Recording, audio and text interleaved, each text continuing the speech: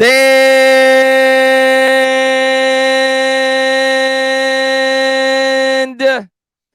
up, New York Giants fans. The day is finally here. We've been waiting about this day since really we lost the playoff game to the Eagles. This is the biggest day of the year outside of when the season actually starts in September. As the New York Giants get ready for day number one, a day we're not really accustomed to in terms of where we're picking. We're so used to in recent years picking in the top 10. Today, Joe Schoen will get to really test how good of a drafter and an evaluator of talent he is, picking back at number 25 in a draft in which people have said there's only about 15 first-round players in this year's draft. A lot of people feel like the talent is kind of condensed in the middle rounds, like you get good value there. There's not a lot of great first-round talent. So we'll see what Joe Schoen does tonight. But Baddog, what's going on, man? Yeah, excited, man. NFL Christmas is here. We did a couple mock drafts yesterday. We'll do them again today. But when we were doing these mock drafts, it's pretty obvious that once you get out of the first round, that cornerback pool really drops big time, as opposed to the wide receiver pool, which you probably could get, a little lesser talent, but the gap and talent from the first, the really good five corners out there to the rest of them is such a monumental drop, as opposed to maybe the top five receivers to the next 6 through 10 receivers. So it'll be exciting to see what they do. Again, like you said, we, not used to picking so late in the draft, and there's a lot of needs on this team. And, when we did the mock draft yesterday for the first round, it was tough to kind of figure out, again, we're not in these war rooms and we don't really know all these other teams like we know the Giants, but it was like, you just don't know. Like, this is the first time, like when Chris and I would do these mocks, like the first top 10 picks, it was almost like, yep. Yesterday, I think we got through the first one. I think we got through Bryce Young's going to Carolina. And then anybody knows the Texans going to trade back and they're going to take a quarterback and they're going to take Will Anderson. It's going to be really. It's going to be wild tonight. I think there's going to be a lot of trades. I think it's going to be wild I do tonight. too. I think it's going to be wild tonight. So buckle up, Giants fans. What's going on, LJ? What's going on, Amazing Guy? What's going on there, Danny Thomas? What's going on, Charlie G? What's going on, Lord Commander? What's going on, Lucas? Thank you for being here. CJ Talks Movies in the chat. Appreciate you all for being here. Thank you, guys. And I made an observation today. I'm going to read a couple of super chats, and then I'm going to go over the observation that I saw, because I'm up late last night, 1 a.m., thinking about the 300-pounders. And I'm saying to myself, Baddog, I'm trying to come up with, patterns. I'm doing my research. I'm like, what could Joe Schoen be doing here? I'm going to pull up a pattern that I saw with the Buffalo Bills. Whether or not it relates at all to what we're going to do today, it may not. He was an assistant general manager, but I'm going to talk about it on the stream. I'm going to share it with you and everybody else, and why I wouldn't rule out any position for the New York Giants today at pick number 25. But Bob, man, thank you very much for popping in the stream, and I appreciate it. He says, would love to hear the chat's menu for tonight. Mine is a couple of sunfish, a la sausage, green pepper, pizza, and my Italian wife is making me a batch of Italian cookies. It's good to be a Giants fan today. Go, Bob. I'm in heaven. Can we stream from your place? Yeah, right. Sounds like you're in heaven for draft night. I'm definitely gonna have some beers. I'll probably eat before the stream. Maybe I'll have something to snack on. We're gonna be on late tonight. Well, we're late every night, but we're gonna be waiting for that Giants pick for a long time. But really excited, and hopefully everybody enjoys the night, has a couple of beers, and gets excited to see the New York Giants are going to be taking at 25 overall. But, Bob, man, thanks so much for all the support you always show. Thank you for popping in the stream, buddy. Bob's the man. And, we're going to go off my diet a little bit tonight. I just actually left the gym, and I drove down to the beverage mart. We got Chimay Grand Reserve on tap. It is Chimay Blue.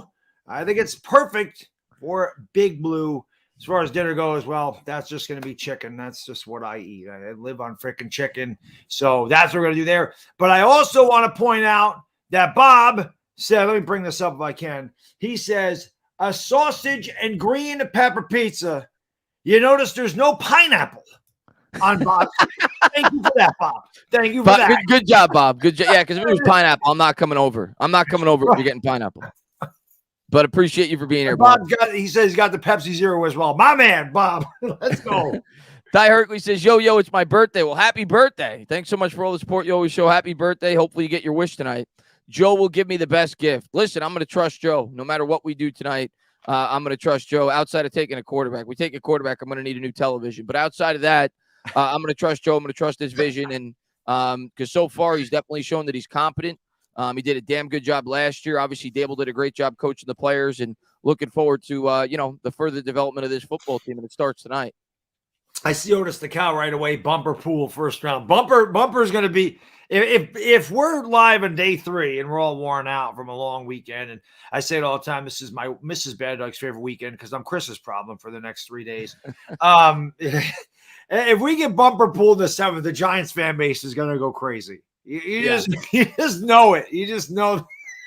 Oh, 100%, 100%. 100%. Yeah. And we could. Maybe he's a day 3 pick for us. Maybe we take him in the 5th or 6th round. He's got the name. I'm just in the 7th round, you're throwing darts at a board blindfolded, hoping you get a guy that may make your special teams unit. Anything better than that is whatever. Like Tate Crowder, people get on Tate Crowder's case, but I think a lot of people forget Tate Crowder was the last pick of the draft.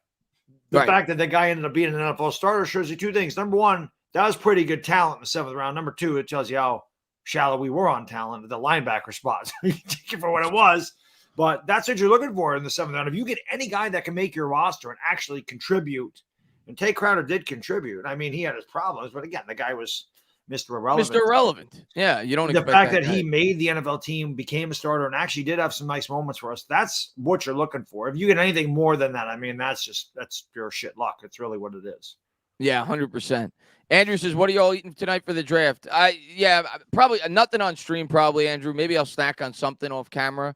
Maybe I'll get wings. Maybe I'll order wings before the draft. We'll see. But I'll definitely be drinking some beers with you guys, that are watching. I got my beer ready to go. I got a couple different beers. I got Schmitz for round 1. And then I went with the Dos Equis Amber for Saturday. I was going to get Sapporo, but I don't see Dos Equis Amber very often. I love that beer. Oh, Dos Equis Amber is fantastic. Good stuff. So we're going to do that on Saturday. But I feel like wings and pizza is like the traditional football food. It's football. Yeah, you can't go wrong with that. Maybe one of those 6-foot heroes, the Italian heroes, American heroes. You can't go wrong with that. Right. Italian heroes, right. Yeah, Bill, man. I consider you and I to be a couple of Italian heroes. Bill, man, thank you. He says 25 was traded each of the last 6 drafts. I actually heard that stat, Bill, a couple of weeks ago. I was like, wow, that's crazy. I think it's just circumstantial, but that's wild. Hope Joe gets a great opportunity to capitalize on. Bill, man, thanks for all the support you always show, buddy. And yeah, I think when you listen to what everybody's saying, how there's only 15 players that have first-round grades or thereabouts, or at least that's the general consensus. I think Renan came out and said today that he's hearing that a lot of teams only have like 10 first-round grades on a lot of players in this first round. If you're Shane, I think there's one of 2 options. If one of those players trickles down to 19 or 20, you strongly consider trading up. Or if it's kind of lumped together, you consider trading down. But with that being said, there's got to be a player that a team wants to trade up for. Right? What would be the most logical player that I could see falling to 25 that a team may want to trade up for? It's the quarterback. So if like Will Levis is there, I could certainly see us looking to trade down. If Bijan Robinson's there, yeah, those 2 players in particular. I'm not gonna lie. Yeah, I had a dream we drafted Bijan Robinson. I won't rule it out. We did bring him in for a top 30 visit, but I had a dream we drafted Bijan Robinson. Real quick, Svi wants to see the shirt. There you go, buddy. There you go. Sure. There you go. And Liam, it's Schmitz Blue. It's Schmitz Blue, baby. Big Blue Giants. Schmitz Blue. Schmitz Blue is good. It is, but he knows. He said Schmitz is. Oh, it's great beer. Yeah, I don't get it very often because it's it's pricey, but it's draft night, man. Splurge a little bit. Exactly. And got the sunglasses ready to go. We're ready to rock and roll.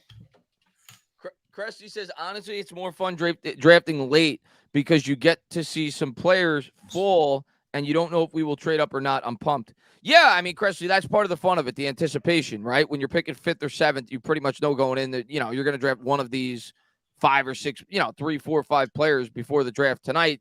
There's literally, Baddog, like 25, 30 players that we could be taking with our pick. Like, absolutely. Literally. That's what makes it so intriguing is that, again, we could trade up, we could trade back, we could take BPA, you really don't know. It is definitely off the cuff for us because you and I have done this since the Daniel Jones draft. And so this is our 5th year doing this, and every year, I think the lowest we ever picked was 11th, and we traded that back. And we traded back, yeah. So usually we know where the Giants are looking. It's almost like inevitable. Even that year we knew it was going to be Devontae Smith. Mm-hmm. It was gonna be. I thought that like a month leading up into the draft, and it would have been had we not gotten jumped. And because we did, that's why we traded down. So yeah, it's been very predictable because we've been picking as high as we've been. But this It's a year, great word for it, Chris. This draft is unpredictable. This one yeah, really is. I mean, most of them, there's always a surprise or two. There's always a guy who gets drafted way ahead of where somebody thinks, and there's always a guy that falls. Could that be Will Levis? Could that be C.J. Stroud? Could it be Bijan Robinson? I mean, Anthony only time will Richardson. tell. Right. Yeah. Right. Yeah. Maybe one of these receivers, JSN. Who knows? We're going to find out tonight. That'd be great if he fell down to us. Yeah, you never know. And Cressy, thanks so much for being here. Stephen Lilly from across the pond with the member chat. He says, you both Italian heroes, Mario and Luigi. It's me and Luigi. I still haven't seen that movie. It made a ton of money. It's good. I brought little Baddog there for his. Oh, you saw it? It was good. It was good. Yeah, I that's usually like the like first movies movie like you've seen that. in theaters in a long time, right? You don't go to the theaters a lot. I don't go to the theater. I think the last one I went to the theater with was for him. I mean, I go for him. I don't go for me. Right. I think the last one I saw was the Paw Patrol movie a couple of years ago, and that was whatever. It's for kids, but the Mario movie was good. I'm not gonna lie. There's a lot of nostalgia in there for me. I grew up in that era, of course, of Nintendo and Mario Brothers and all that stuff, and Donkey Kong. So there was a lot of nostalgia in there. Kids love it because it's animated and it's fun, and I love it. Good soundtrack in that movie. Yeah, and then it's Donkey Kong. It's Mario Brothers. I'll have to check it out. I think I'm gonna right up my alley. That type of stuff. So I liked it. And Mr. Lilly says, hi, you boys. Draft day. Let's go Giants. Let's go Giants. What do you think we are going to do you think we're going to trade up? And I'm so hoping we take that center, keep building that offensive line, number 56. Yeah, Lilly, I mean, listen, it's definitely a hot take on my part, but I've said now for about a month. And it's all dependent on if the right player's there. But if Deonte Banks or Porter Jr. trickles down to 18 or 19, I think we're going to trade up. That's my prediction going into this draft. I don't know if they're going to, but if they trickle down to that 18, 19 range, I don't think we would spend what we have to move up to 13 or 14 because that's a lot in terms of draft compensation. But do I think the Giants would entertain giving up a third-round pick to move up and get a guy that they feel could be a number one corner? Yeah, I do. So if they feel, and I don't know this, but if they feel there's a pretty significant drop-off between a Porter Jr., Deonte Banks, and a guy like an Emmanuel Forbes or a Ringo, I could see them doing that. But I think one of those corners has to get to that spot. I don't think they're going to trade up for a wide receiver. I don't think teams are as high on wide receivers as a lot of people may think going into this draft. That's my prediction. If they're going to trade up, I think it's going to be for a corner. But they very well may just stay where they are because they could get some value there. There's a lot of good football players that could fall down to that 25 area. But don't be surprised if it's a position you're not thinking of. Could be defensive line. Could be tight end. I don't know what the hell it's going to be. But we'll see come draft night, man. As far as the line goes, I'm with you. Shane has kind of downplayed that leading up into the draft. But listen, he could be playing coy and playing games and, maybe he doesn't want to give any hints away. We'll see. I don't think they're going line tonight, but the question for me do they go line day 2? Yeah, and when we did the mock drafts, I mean, there's some guys that actually mocked Tippmann to the Giants at 25. And again, mock drafts, you take them with a grain of salt. They don't know anything. It's AI. So it is what it is. It's the equivalent of Madden. Just because a guy's a high Madden rating doesn't mean he's a great player. Whatever. You get my point. Right. But Tippmann was there in the second round every time we did that. So the Giants do feel that, cornerback's a pressing issue. And then if they want, if they like Tippmann, if he's there at 50 and they say, oh, let's move up 7 spots to get him, or he's there at 48 and they want to move up 7 spots. That's a possibility too, because you're certainly not going to have to give up as much moving up in the second round as you do with the first. It's going to be interesting the direction they go, but I think what Chris said yesterday is I think when we see what they do with that first pick, I think we'll have a lot clearer vision of what they're going to do the rest of the draft. It doesn't necessarily mean they're going to do what we think, because last year, again, we thought Wan'Dale Robinson and Cordell Flott were going to be here. So again, that's what makes the draft so awesome. You can guess, and it's a lot of fun to guess and try to pick and think who we're going to take, and then we just have to wait and see. Yeah, I mean, I think once we see like the amount of players that are still available at the end of tonight at said position, if we haven't gone that route, I think you could at least start to project, okay, all the centers are still available. There's a very good chance we're going center in 57. If we go corner, all right, these are the 3 or 4 wide receivers that we could potentially target at 57. But you never know. Like, there could be a player that drops all the way to 57 that everybody thought was going to go around pick 30, and it may be at a position you don't expect. So it's very hard to, especially as the draft wears along, to project. Joda says, what are both your absolute dream scenarios that could potentially happen in the first 2 rounds for Big Blue? I mean, for me, the dream scenario is we don't have to trade up. Deontay Banks falls in our lap because that's the player I really want in terms of a realistic standpoint.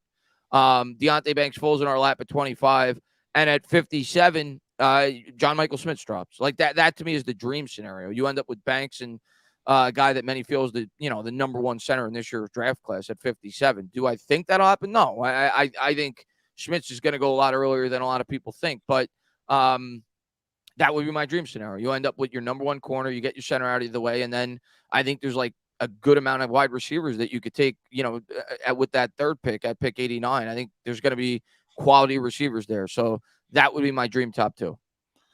Yeah, it's hard to argue with that. I mean, maybe for me, again, John Michael Schmitz falling to 57. And we saw Creed Humphrey go about that time. I forgot where the Chiefs picked the year that they took him. And I knew he was the best center of the draft, but he still went late 2nd round. So it is possible. I don't know. I mean, I don't know what other teams' needs are. I don't know how, again, different teams, they value different positions differently than a lot of other. You never know. You just don't know where people are going to go. But yeah, I think corner and center for me would be Joey Porter Jr. falling to 25. That would be a dream scenario. I don't know if that would happen. But if the Giants had to trade up a little bit to get him, and they could get John Michael Schmitz, I'd be really happy with that. But like Chris said, there's a lot of, day 2 wide receivers that we get in the 3rd round that I think could be very effective, because the top 5 receivers in this draft are going to be really good. They have a lot of talent, but again, none of them really jump off the page like a Jamar Chase or like a Jalen Waddle. They don't do that. Not for me anyway. There's a lot of solid receivers in this draft. I don't know if there's an elite receiver in this draft. So yeah, I think cornerback, center would be the scenario that I want, because I think those are both gigantic needs for the Giants going forward. Next year, I think the Giants could find their way to drafting wide receivers. I don't know. We're going to find out, but I definitely think that there's some good quality receivers that they could get in the 3rd or 4th round. So we'll see how they do it.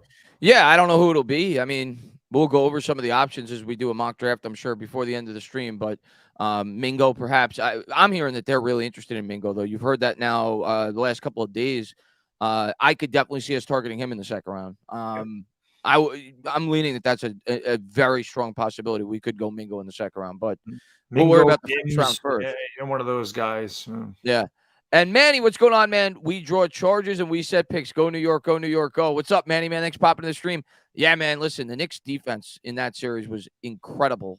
Knicks defense, big time. Listen, I'm going to say this right now about Thibodeau, the head coach for the Knicks, not the defensive end for the Giants.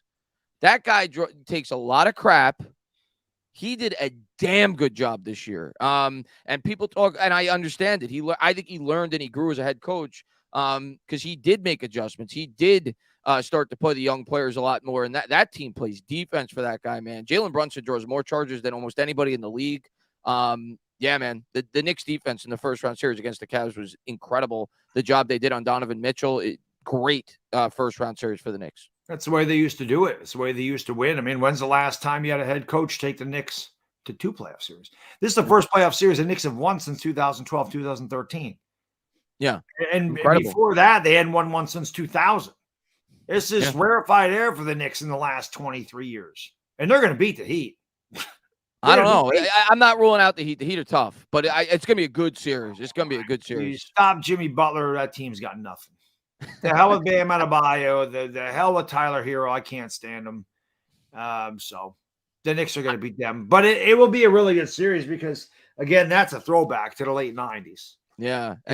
They could shoot the 3, though, man. Miami could definitely shoot the 3. And Butler defense, so it's okay. Yeah, they do. Defense stops that. Yeah, it's going to be a great – I think it's going to go 6 or 7, though. What a difference. Jalen Brunson's made such an enormous difference. It's amazing what happens when you have a good point guard, ain't it? The Knicks haven't had one God knows how long. Yeah. And the Knicks won the season series against Miami, too, 3-1. So I don't know how much you want to take into that, but I'm picking the Knicks. But I think it's going to be a really good series. I think it's going 7. I think we win Game 7 at the Garden. I think it's going to be a really good series. That's a great thing about it. The Knicks get home court advantage. So. Yeah. Bomb Squad Alvarez, what's going on, man? He says New York sports are on the come up. Jets got Rodgers. Giants are up. Mets and Yankees are solid. Islanders and Rangers are in the playoffs, and the Knicks are moving on. Yeah, I mean, look, think about that. The Knicks made the second round already. Good chance they can make the Eastern Conference Finals. Giants made the second round. Jets got a Hall of Fame quarterback. Mets last year, I think, had their second highest win total in franchise history for a regular season. Yankees are always the Yankees. And, yeah, the Giants definitely on the come up. So, New York sports are definitely on the way up, and it feels good because New York sports have been down for way too long. Rangers got to find a way to beat the Devils too, man. You win both games you win both games on visiting ice, and then you come home and lose both. That was not good. The Rangers did not play good at home at all. Yeah, but that's tonight, that game, right? Yep. That's a big game. Game 5. It is a big game. Game 5, swing game. Yeah. MY Giants 26 says if Addison falls past 15, trade up. I'll get hype. I mean, I'm not going to be upset if we do it. Me personally, if we're going to trade up, I want it to be for a corner. That's just me. But if they trade up and they get Addison, I'd be excited. It's another weapon for Daniel Jones, helps the offense. But the way I look at it, Baddog, is I don't think I'd want to trade up for a wide receiver that I don't feel is like a legitimate number 1. And if the Giants feel Addison is, okay, do it.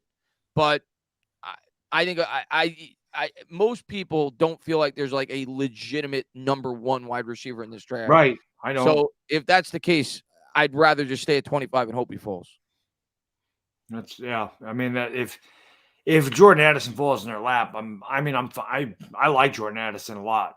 Yeah. Definitely. Probably my favorite receiver outside of Jackson Smith and Jigba. I don't think Jason's getting the Giants, but I like Jordan Addison a lot. So if the Giants don't trade up for him and they take him at 25, I'm not going to be upset. Yeah, but I don't think I want to move up to get him. Anthony says, I have a gut feeling somehow we're going to get JSN. I mean, I hope your gut feeling's right, Anthony, because I would love him. Especially if we didn't have to trade up.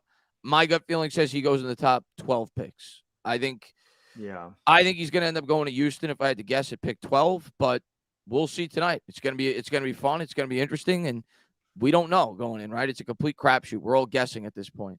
Yep. I'm sure there's going to be rumors that trickle in throughout the day, and who knows? I mean, I'm excited. But I wanted to share a pattern I found with the Buffalo Bills for everybody that is just discounting the idea that the New York Giants will not go defensive line after they made the additions that they made.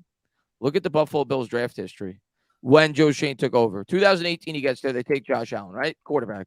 Then they go defense, linebacker Tremaine Edmonds. They go defensive line, Harrison Phillips. Next year, defensive line, first pick, Ed Oliver. They go tackle. Next year, defensive end, A.J. Epinesa, first pick. Next year, defensive line, first pick. Defensive line, second pick. Next year with the Giants. He wasn't there last year, but with the Giants last year, his first pick, defensive line with Kayvon Thibodeau. So there is a pattern there. And again, he was not the general manager. It was with the Buffalo Bills. But if his top 2 picks each year, D-line, first pick, D-line, first pick, D-line, defense and D-line, outside of Josh Allen. So just because they've spent a lot of resources on the defensive line, Baddog, I ain't ruling out that they could go defensive line with this pick. As a matter of fact, that could be their guy. I mean, I've seen him mock to the Giants, so you never know. I think it's very possible that we could go D-line with our pick. Very possible. Like, because I think that's where the value is going to be, unless one of these corners or wide receivers drops. We'll see how I feel when we get to pick 25. But going in, I could see Cansey. I could see Breesy. I could see one of these defensive linemen for sure that we take with that pick. But that's the fun of it. We're going to find out when the New York Giants are on the clock tonight. But I was looking over that last night. I'm like, that's a pattern. That's certainly a pattern. So we'll see. We'll see what Joe Shane elects to do here with the New York Giants first pick tonight, man. I can't wait. Yep. And Noah says, I'm so pumped for the draft. I want Jordan Addison. And how about these Knicks, baby? I mean, yeah, I think we'd all be happy with Jordan Addison, especially if we didn't have to trade up to get him. I think we'd all be ecstatic. I think we'd all be thrilled. As far as the Knicks go, yeah, I mean, listen, it's only the second time since they made the finals that they've been to the second round, which is sad to say, but it's the truth. Last time we got knocked out by the Pacers with that really fun team where we won 54 games with Carmelo and J.R. Smith and everybody else. And I don't think forget about Steve Novak. Steve Novocaine. Pablo Prigioni. I think this team is more fun than that team. Wallace, Jason Kidd. We had all the vets. I think this is a better team than that team this year. I think this is a better team, which is crazy to say, but I like this Knicks team, and they're trending up, man. Well, they're a lot younger. That last Knicks team that made the Eastern Conference semifinals was older. Mm-hmm. They were older. Like I said, Jason Kidd, Rasheed Wallace on that team. Pablo Prigioni was older. Tyson Chandler, I think he won Defensive Player of the Year that year. Yeah, he did. So they had a good team. That was a fun team. That was a fun team. But I'm tell you what, man, Mitch Robinson is a beast, man. Mitch Robinson is super underrated as a player. He was great last night. And we did that without two starters because Randall got hurt in like the first quarter, and obviously Grimes was out. Grimes missed the last two games. This Knicks team is certainly deeper than that one. Yeah, deeper, and they're trending upward trajectory. That was kind of a team that was just kind of a 1 year, 2 year experiment where they got like I said, there's a lot of veteran players. Yeah. And Lefty says dream scenario, realistic scenario: Joey Porter / Deonte Banks in the first. John Michael Schmitz or Tippmann. Yeah, that you hit on my dream scenario already. That's what I said earlier. That would be awesome. One of those high-end corners, one of the high-end centers in the second, and one of the high-end. Well, Brown's not, but Mingo's a wide receiver. But yeah, I mean that would be fantastic if the New York Giants were able to come out of the first 3 rounds with something like that. I think that would be amazing. I think we would rejoice as Giants fans if they came out of the first. If the Giants came out of the first 2 days with that combination. It could be like Mike Ditka and just leave the draft.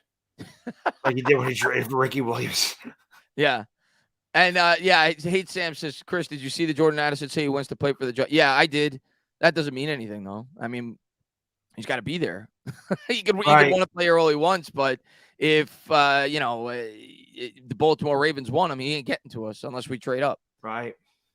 Nelly, thank you very much. Draft day. Can't wait to watch with you guys. And Tana, we're wearing the same jersey today. Let's go, Giants. You got your Kayvon jersey on? Awesome. He was our first round pick last year. Hopefully we hit on our first round pick this year. But Kayvon's going to be a beast. I had a guy on Twitter today be like, what did Kayvon do last year? He's overhyped. 4 sacks. Are you kidding me? Do you watch the games? Right. Kayvon Thibodeau last year was a beast. No, they look at stats. They look at box scores. Yeah, he was a beast. He single-handedly won us a football game. Against Washington. He was getting held he gets held all the time. Yeah. He was all over the field against Dallas. The guy is he's an animal. Yeah, and he's only going to get better. That's unfortunately, that's just what happens. A lot of people today, they just look at the box score. They don't actually watch the game. They say, oh, look at that. He only had 4 sacks. He was great, man. He's gonna be a lot better. Kid Cole Chris says, what's going on, fellas? Just a quick hello, but I'll be spending the draft with you guys, no doubt. Bring it home, Joe. Let's go, man. Thanks for popping in, man. And looking forward to seeing who we end up with here at pick number 25. Yes. Strip on Lamar was sweet, of course, too. Yeah, closing out the game against Baltimore. He was great. I mean, obviously, he had an injury at the beginning of the year. He had his ups and downs like any rookie would, but he was great last year. He's only going to get better. New York Giants 26 says, if we get Kancey or Breesy, our D-line will be stacked. Yeah, and we only have one guy that's part of the future of that defensive line. It's why I'm not ruling that out. Dexter Lawrence is the only long-term piece on that defensive line right now. So if those are the best players on their board, I could certainly see them doing that, and I would be happy. I mean, it's not my dream pick. Like I said, my dream pick is a corner, but I would be happy because, listen, you look at our division. What do the Cowboys and Eagles do? They got great offensive lines. You got to be able to combat that with a strong defensive line on your end. So I'd be happy with that. Pop says, every time I hear your phone, Baddog, I look at mine. Yeah, I don't know. I don't know what that's about. Someone at work, they must not know I'm off today. It's a big department I work in, but I got a text that says I'm stuck in the bathroom. Oh, okay. Yeah. Okay. Maybe. Sorry about your luck. All right. Dharma says, literally held every game. Haters gonna hate. Oh, as far as Kayvon goes, yeah, he got held multiple times every game, and I think as he grows as a player, he's gonna learn to sell those holds more. Otis Stickhouse, yeah, Otis. Those are my sources, Chris. My sources. Yeah, and yeah, I saw Dan F said, "Rest in peace, Jerry Springer." Yeah, I saw that he passed away. He did. Yeah, he passed away early this morning. Playoff Pete is asking. Yeah, it's just so you guys and girls know, I do have sources today, and that's Bumper Pool. He has my number. He said, "Baddog, you nailed it. 7th round, pick number 254, Bumper Pool to the Giants." So look for that in day 3. No Man 15 says, based on your recent mock drafts the last couple of days, I'm more intrigued to see what we do on day 2. I think I'm the same. I think I'm the same. I actually think I'm more excited for day 2 than day 1, actually, for the Giants. I mean, obviously I'm excited for tonight, but yeah, I think I'm the same because I think I think there's more talent, and not, obviously the more talented players are in the first, but I think that I feel like it's like kind of condensed between pick 20 and like the 3rd round. The talent pool is pretty even. Like you could get guys in the 3rd round. People have been saying it all day. There's a lot of guys that are projected to go in the 3rd round today that are going to go in the 1st round because it's not as clear as a 1st round as it normally is. So I'm excited. I'm excited to see what they do over the first 3 picks. Yeah, absolutely. Sure. I mean, we don't know. They're all going to be interesting picks. So I'm looking forward to it. But yeah, if we can come out with corner, center, wide receiver those first 3 picks, I'll be really happy. And I see Jacob said, "Baddog, I put someone in the bathroom." As a matter of fact, the funny thing is I have a Bronx Tale on up there right now. No lie. I'm watching right now. He's just talking to Sonny for the first time when he tells him, "Is Mickey Mantle going to pay?" Go tell Mickey Mantle he can't pay rent. Tell him to see what he tells you. It's a great movie. I do get very upset that he tries to throw his baseball cards away. Do not throw 50s and 1960 Mickey Mantle cards out. What are you doing? Well, of course, when you're hooked up with a mob boss, I guess you don't need baseball cards. But yeah, I threw someone in a bathroom. I don't know why they texted me that. It's very strange. Eric says, "How is Banks better?" I don't know who said that in the chat. I mean, I like both of them. I'd be happy with either one. They're different types of corners. Porter's faster. I think both of them would fit our scheme well. Porter, if I'm. Yeah, I think Porter's got the higher ceiling, but I like both of them a lot. I'd be thrilled with either one. Yeah. Let's see. John, what's up, Dashy man? Thanks for popping in. He says, John Michael Schmitz. Listen, we end up getting him. You ain't gonna see me blink an eye. We take him at 25. I won't be upset, man. Everybody keeps saying there's only 15 first-round grades. Well, that might be the guy though. If our corners and wide receivers are gone, it could 100% be the guy. Yeah. It could. I could see that. I could see D-line. It could 100% be the guy. Pencilman says, if the Giants trade up, it has to be an absolute game-changing stud. I'll be watching with the best too in the business. I appreciate it. I agree with you. If they trade up for one of these corners, they have to feel that this guy's going to be a lockdown. Obviously, may not be his first year. He's a rookie. Tough position to transition to. We see the corners take time to grow. But they have to feel that this guy's going to be a lockdown number 1 corner, like a guy that you don't got to worry about. You stick him on the best wide receiver on the other team, and he's not going to get burnt to a crisp. So I agree with you. It's got to be a game-changing corner if they're gonna do that for sure. And I'm sure Joe Shane shares those sentiments. Let's see what we got. Max says, "Get me the Hogs." We can't call him that anymore. We're not allowed to say that anymore, Bad Dog. But that was a term that I did like saying, but we're not allowed to say that anymore. It was a good term. Yeah, give me a hug, Molly. The deep blue reach says Meyer is the guy to get better grade and weapon than any wide receiver in this draft. So he's a fan of the tight end. He's a fan of the tight end. Yeah, listen, if we didn't trade for Waller, I could have saw that. I mean, it doesn't mean they're not going to because we mentioned, I don't know if it was yesterday or the other day, but Bill Belichick, had Rob Gronkowski and drafted Aaron Hernandez. It's possible. Eagles did it with Dallas Goedert when they had Zach Ertz. Right. It is very possible that they take Meyer and pair him with I don't know what they would do with Daniel Bellinger, but it is very possible that's definitely a possibility. Yeah. I'm not going to throw a fit. I don't have a gut feeling that they're going that way, but if they took him, I'm not going to, again, unless they took a quarterback, which they're not going to in the first round anyway.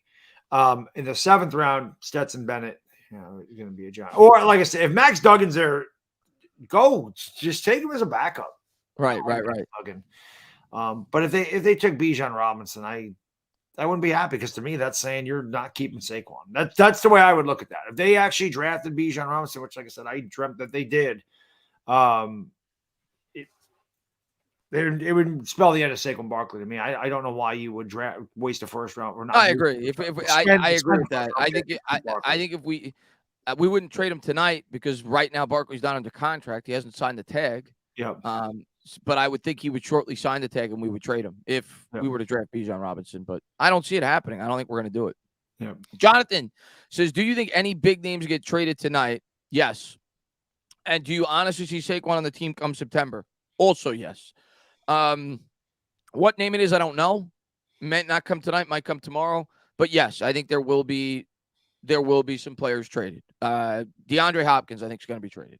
I don't know if it's going to happen tonight, tomorrow. I don't think he'll be traded for a first-round pick because of his age and contract. But yes, there's my prediction. I think DeAndre Hopkins is traded. I don't think it'll be to the Giants, but I think somebody's going to trade for him. Very possible. It's very possible. I mean, again, I don't think it'll be the Giants, but you can't rule it out because what if they do decide they want to go? They don't decide. Or they decide they don't want to take a wide receiver in those first 2 picks. And I'm not ruling anything out. They don't like it. Maybe one of the receivers they like in the 3rd round isn't there, and they decide they want to trade that 3rd round pick with something else to get DeAndre Hopkins. I mean, I'm not saying that's very unlikely, but I'm not ruling anything out in this draft. I think this is the first draft where I'm really looking at, like I said, outside of Bryce Young, who I think is a lock to go number 1. I don't know what the hell is going to happen after that. No clue. Yeah, and as far as Barkley goes, I'm going to remain consistent. Maybe I'll be wrong. Not only do I think he's back with the Giants, I think he signs an extension with the Giants. Yeah, I think it's not a crazy extension, but I think it's an extension where he gets more guaranteed money than the $10 million tag. That gives him a little bit more security. I think the Giants want to do right by him, but I think they also want to do right by themselves. They don't want to give him an insane contract, knowing with his injury history, his age, his position. But I think they get something done along the lines of about $24 to $25 million guaranteed. And Saquon is suiting up with the Giants this year. That's my prediction. Mr. Lopez says, let Shane cook, hoping to celebrate with you two like we did last year. Stand up. Last year was a lot of fun, man. If I would have told you going into the draft last year that we were going to end up with Evan Neal, who still has a lot of work to do, but going into the draft, we all loved Evan Neal, and Kayvon Thibodeau, you would have said that's like the perfect scenario. I did want the corner that the Jets ended up with, and he's incredible. So is Gardner. But Kayvon was a close second for me defensively. So I was thrilled on draft night last year when we were able to get Evan Neal and Kayvon Thibodeau. Yeah, I think the fact that when Stingley went 3rd, I think we knew at that point we're getting Sauce or we're getting Kayvon. Because none of the tackles had gone. So we knew we were going to get one of the 2 really good tackles in the draft. So it was going to be one or the other, and I certainly wouldn't have been upset with Sauce Gardner either. But the Jets took him, and then we got Thibodeau. I was thrilled. So yeah. It ended up working out really good for us last year. But last year was very hard for it not to work out. Correct. Like, you're picking 5th and 7th. It was a pretty strong, upper tier of the draft. Yeah, it was. It was going to be very hard for us not to be happy at the end of the draft. Tonight, more challenge, and we'll see how Joe Shane delivers. Bellinger. But one thing Joe Shane, well, not Joe Shane in particular, but the Bills had done in previous years, they got good value in those middle rounds. That's where the GMs make their money. That's where the GMs that's where the good GMs build their teams, because you should not be missing on your 1st round pick. You should hit on those. It's not as easy as it sounds, but you have a much better opportunity hitting on one of those picks than the ones later in the draft. Right. They get paid more money, these guys. The guys that fall into the middle of the round or into the middle rounds, you can get starters out of there or guys that produce. That's huge because they're not making a lot of money. So you can build around those guys with the money you're saving. That's really rounds 3 through 6 is really where those GMs, that's where Super Bowls are won. Exactly. That's where Super Bowls are won. GMs find the Justin Tucks of the world. We got him in the 3rd round. You think about that offensive line we built, right? Like, kind of got Russell Wilson in the 3rd round. That type of thing. So. Yeah, I mean, you go back. Osi Minor was a 2nd round pick. Like you go back, you look at those teams, the way that they were built. Brandon Jacobs, 4th round pick. Right. Ahmad Bradshaw, 7th round pick. Steve Smith, 3rd round pick. Like, a lot of our key pieces to help us win those Super Bowls came in day 2, day 3. Victor Cruz, undrafted free agent. Yeah, exactly. Bellinger's all right. Says, give me Mingo or give me death. I like Mingo, and I've liked Mingo the entire process. I've said consistently that I did not feel that Mingo was the type of wide receiver that the New York Giants would target, but I like him. I like him a lot. I don't know where this has come from, though. Like, it just seems like he's like the most popular player now amongst Giant fans. Like, people are going crazy. And I guess maybe there's been some mock drafts that have said the Giants are linked to him, perhaps, and maybe there's been a visit, and maybe that's why people are pounding the table for him. But I'm a big fan of Mingo. I remember watching highlights and film of him a couple of months ago. I was like, I like him. I didn't think that we would take him, but I like him. He's one of my favorite receivers in this draft. So I'd be really happy if the New York Giants ended up with him for sure. And they very well could. Yeah. Again, I pick or choose whatever one you like, but in no particular order, center, cornerback, wide receiver. If the first 3 rounds, you come out with good ones. I'm going to be very happy with the first 2 days in the draft. Yeah. And Bill, man, good to see. I always see you on Twitter. Always support me. Help me with the memes that you make for me when I when I put the correct memes and incorrect memes. You're always support me on Twitter and seeing the YouTube. Just want to shout you out. So this is my first year paying attention to the draft. It's been crazy discovering Giants YouTube. Well, I'm glad that you found it. We've been on here forever. Baddog's been on here a lot longer than I have, and I've been on here for about 5 years. Yeah, and there's so many new creators. Dashy's in the chat. He's a newer creator. He does a great job. There's so many newer creators. It's a huge community.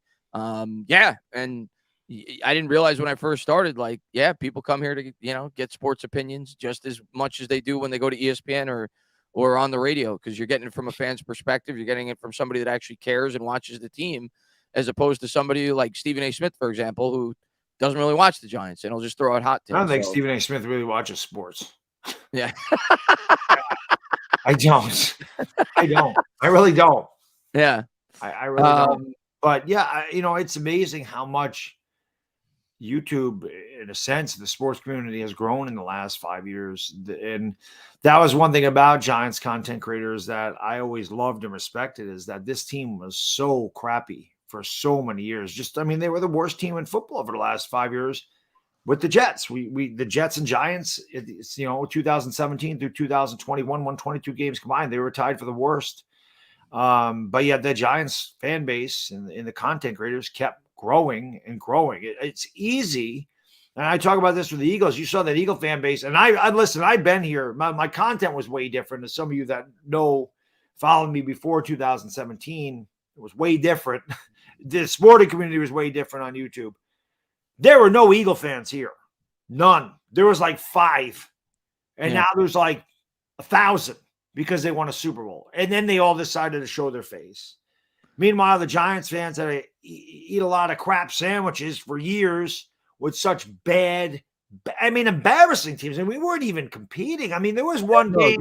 Baddog. We had minus 10 yards passing, Chris. We were here through the darkest of the darkest of times. And his fan base kept growing. That shows you how passionate this fan base is about the Giants. It's facts.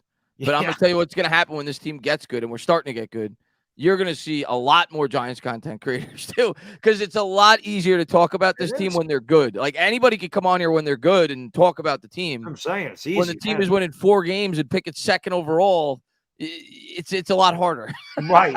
So, like I said, when your playbook is a roll of toilet paper, when you're running back-to-back quarterback sneaks from inside your 5-yard line, when you have a game where you have minus 10 passing yards, when you have games where you're losing 38-11, and there's just no competitive fire, and your head coach just a clown. That's what he was. He was a clown. And in the end, not getting along, just the dissension within our own coaching staff, and a GM who put together the worst free agent signings you ever want to see, and backloaded contracts, and put our cap in a horrendous situation. It was bad for years here. And finally, we're getting our flowers. Maybe we're getting our flowers tonight. Zay Flowers. Don't mention the name Flowers in the first round of the draft, Baddog. I'm talking Zay Flowers. I know you're talking Zay Flowers, but I don't need to be reminded of Eric Flowers. Yeah, right. Not the disgusting garbage, Eric Flowers. What a disaster. Quite frankly, it was terrible. And Craig says, you might get a little bit of that tonight too. The drunk dog may show up. You never know. Especially after a couple of shemays. It might be on. Craig's the man too. I see him all the time on Twitter too. Big supporter. He says, if we take Branch, I won't be happy. I wouldn't be upset if we took Branch. He's not my dream pick, but I wouldn't be upset. Like, I'm never going to be like super excited to take a first round safety. That's just me. I don't think it's one of the more important positions on a defense, but I think he's a damn good player. And I think he's one of those top 15 or 16 first round talents that people talk about. I also think he fit our scheme very well. I don't think he's going to be there, if I'm being honest. I think he's gone before we pick. But if we picked him at 25, I wouldn't be upset. I don't think it's a pick where I'm going to be jumping through hoops and going crazy, but I wouldn't be upset. I think he could be a good fit in our defense. So, him and McKinney next to each other for, hopefully the next 5-6 years. It would be a fun secondary for sure. I wouldn't be thrilled, but I'd be content with that pick. Because I think this could be the first year where I don't think I'm going to be like doing a cartwheel over a first round pick, and I'm not going to be having a Daniel Jones reaction. Like it, I really just don't. Number one, picking a 25, I really don't think there's like a slam dunk, and I don't think there's an absolute bust. And at the same time, with what Shane and Brandon Brown and Dable were able to do in year one, it's hard not to trust their vision. It just is. It's hard to go, oh, like by the end of Gettleman's tenure, we could criticize him. Joe Shane in the front office and the coaching staff deserve no criticism. They were handed a garbage salad. They were handed 9 high, in their poker hand, and they turned that thing into a full house. Yeah. So no matter what they do, it's going to be hard to criticize them.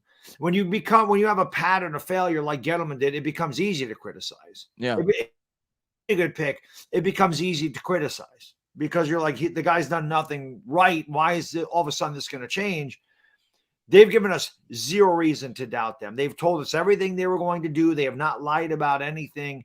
And although those picks after the first two, which, like Chris said, it was hard to mess that up. And I think we all knew what we were going to get when he started taking Wan'Dale Robinson. And people were like, why are we doing that? It was his first year. Why are we taking Cordell Flott? I was like, Cordell Flott. I said the same thing. Mm-hmm. But again, they have their vision. They know the scheme they want to run. They know the players are going to fit the scheme. So we got to trust their vision. So tonight, again, Bijan Robinson would be a guy like, I wouldn't get mad, but I would, again, to me, if Bijan falls to 25 and the Giants took him there, to me, that's spelling the end of Saquon Barkley. It just doesn't make sense when you need a center, a corner, and wide receiver, and you go running back to draft him there and then to pay Barkley money. That's why I'd be upset about that pick. Not because I don't think Bijan Robinson could be a really good talent. I think Bijan is a perfect fit for the Eagles. Mm-hmm. We talked about it yesterday, Chris. Yeah. I hate to say it because every time I talk positively about the Eagles, I throw up in my mouth a little bit, but they're put together. When we drafted Barkley, we were not close. They are. Yeah, that's my exact mindset on that pick is, I'm not going to snap my laptop if we take him because he is a top 10, 15 talent in this year's draft. But I would not be happy. And it's because of what you just said. We're not nearly as far along as those teams, right? Like the Eagles have a great offensive line. They could maximize Bijan Robinson's talent from day one. Absolutely. From the jump. Just like the Cowboys were able to do with Ezekiel Elliott. The first year they got him, they win the division. They go 13-3 because they had that finished product. They had the offensive line in place. We don't have that right now. So if you're going to draft a short shelf life position in the first round, for me, you better be able to get the most out of him day one. And right now, I don't think we'd be able to do that. So it's why I would not love that pick.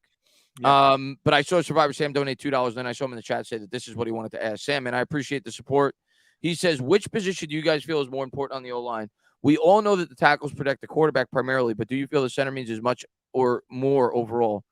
No, I still think the tackles are the most important because I will say, though, the NFL is evolving, Baddog, and some of your best pass rushers come from the interior now. They do. I mean, that's why they're getting paid the money that they are. That's why Dexter Lawrence is going to get a ton. And interior pressure, you could make a very strong and valid argument, is more valuable than exterior pressure. It absolutely is. It absolutely stuffs to run, and the quarterback can't step into the pocket.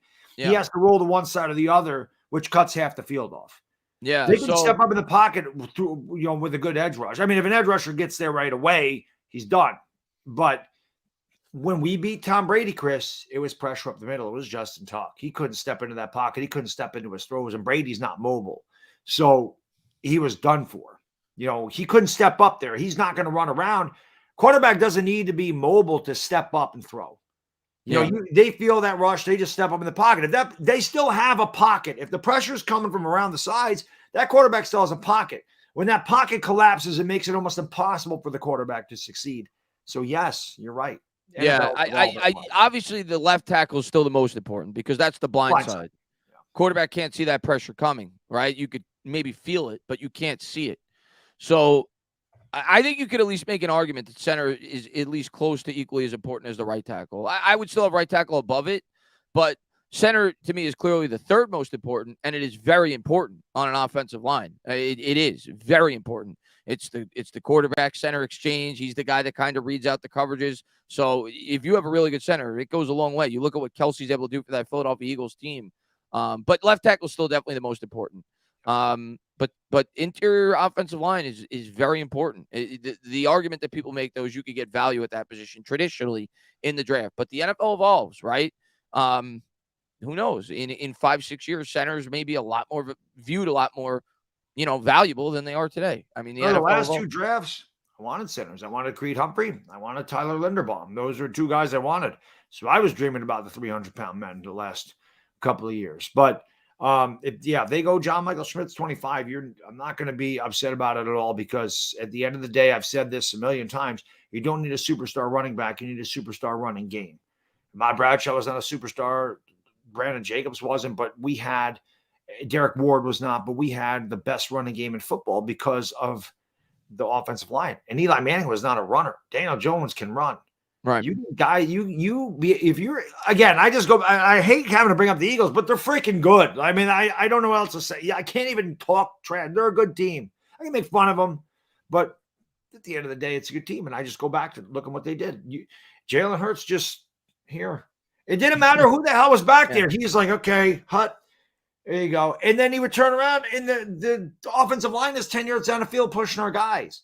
Yeah. That offensive line is so important, especially because you just gave Daniel Jones all that money. So if they go John Michael Schmitz, they go Tittman. I don't see them doing that, but I would completely understand why. I wouldn't cry. No, I wouldn't cry. That's for damn sure. Moose Knuckles says, Kayvon with the breakout year, dude looks jacked. Yes, I'm predicting that this year. I'm not going to say he's going to get this amount of sacks. Moose Knuckle. That's a great name. But I think Kayvon is going to have a big sophomore season, especially with the improved overall front seven. So yeah, I'm in agreement with you, Mr. Knuckle. That I'm such a child. I can't even help it. I'm just such a kid. I think he's going to have a breakout year. Similar to like what JPP did in his second year. I'm not saying he's getting 15 sacks or whatever JPP got, but he might. But I don't know if I'm going to go that far. But yeah, I think Kayvon's going to have a big year this year for the Giants. I do too. You don't want him to get too jacked. I mean, we saw what Azeez Ojulari did, right? Azeez Ojulari put on all that muscle. He couldn't stay healthy. That, as great as it is to be jacked, I mean, I wish I was jacked like those guys. I don't play football, though. It's a lot of strain on your muscles and your tendons. It is. The more muscular you get, the more muscles you're going to pull, the more pressure those tendons are under. And again, the NFL is no freaking joke. They're all strong. But you lose a lot of flexibility if you get too muscular, and that can hurt you. So hopefully, I love seeing these dudes that what was the guy, Harrison for the Steelers. Oh my God. That dude's workouts were stupid. They still are. He's ridiculous. I'm in awe that a human being can do the things that these NFL players can do. But it just sucks, that Azeez. I want Azeez to be healthy. That was such a missing piece. If he and Kayvon Thibodeau could stay healthy the entire year, that is going to be. And think about if we add. That's going to be one nasty defense. And think about if we add like another edge rusher early in this draft with those two. Like you add like a Nolan Smith. You could add a Nolan Smith. That pass rush could be. But if you add a Joey Porter Jr. or a Deontay Banks and you get a good corner and Wink can blitz these guys. And you added Okereke. I mean, and you added Ashawn. I mean, you dream about 300-pound man. I dream about the 86 Giants defense, right? So I'm a defensive guy. So like I said, you give me the corner. I'm not going to have a problem with that one bit. I just think about what Wink can do with this interior line now and a healthy outside pass rush with Azeez and Kayvon Thibodeau, adding Okereke and getting you a guy like a Joey Porter Jr. or a Banks. The defense could be amazing next year. I'm going to just check this because people are saying check Twitter about Saquon Barkley. I'm seeing it throughout the chat. You know what else, while you're checking that? When I look at the chat, and this also tells you how, I don't want to say mediocre, but like how the talent's kind of bunched together. You see so many guys and girls in the chat. They want so many different people in that with that first pick. Like normally it might be 3 people where you're like, oh, I want this guy, I want that guy, that. But you've seen like a dozen different things. There's Addison, there's Porter, there's Banks, there's Forbes, there's John Michael Schmitz, there's Mayer. It's just a lot. Yeah. Oh, Addison. it's always that way. Even when we're picking 5th.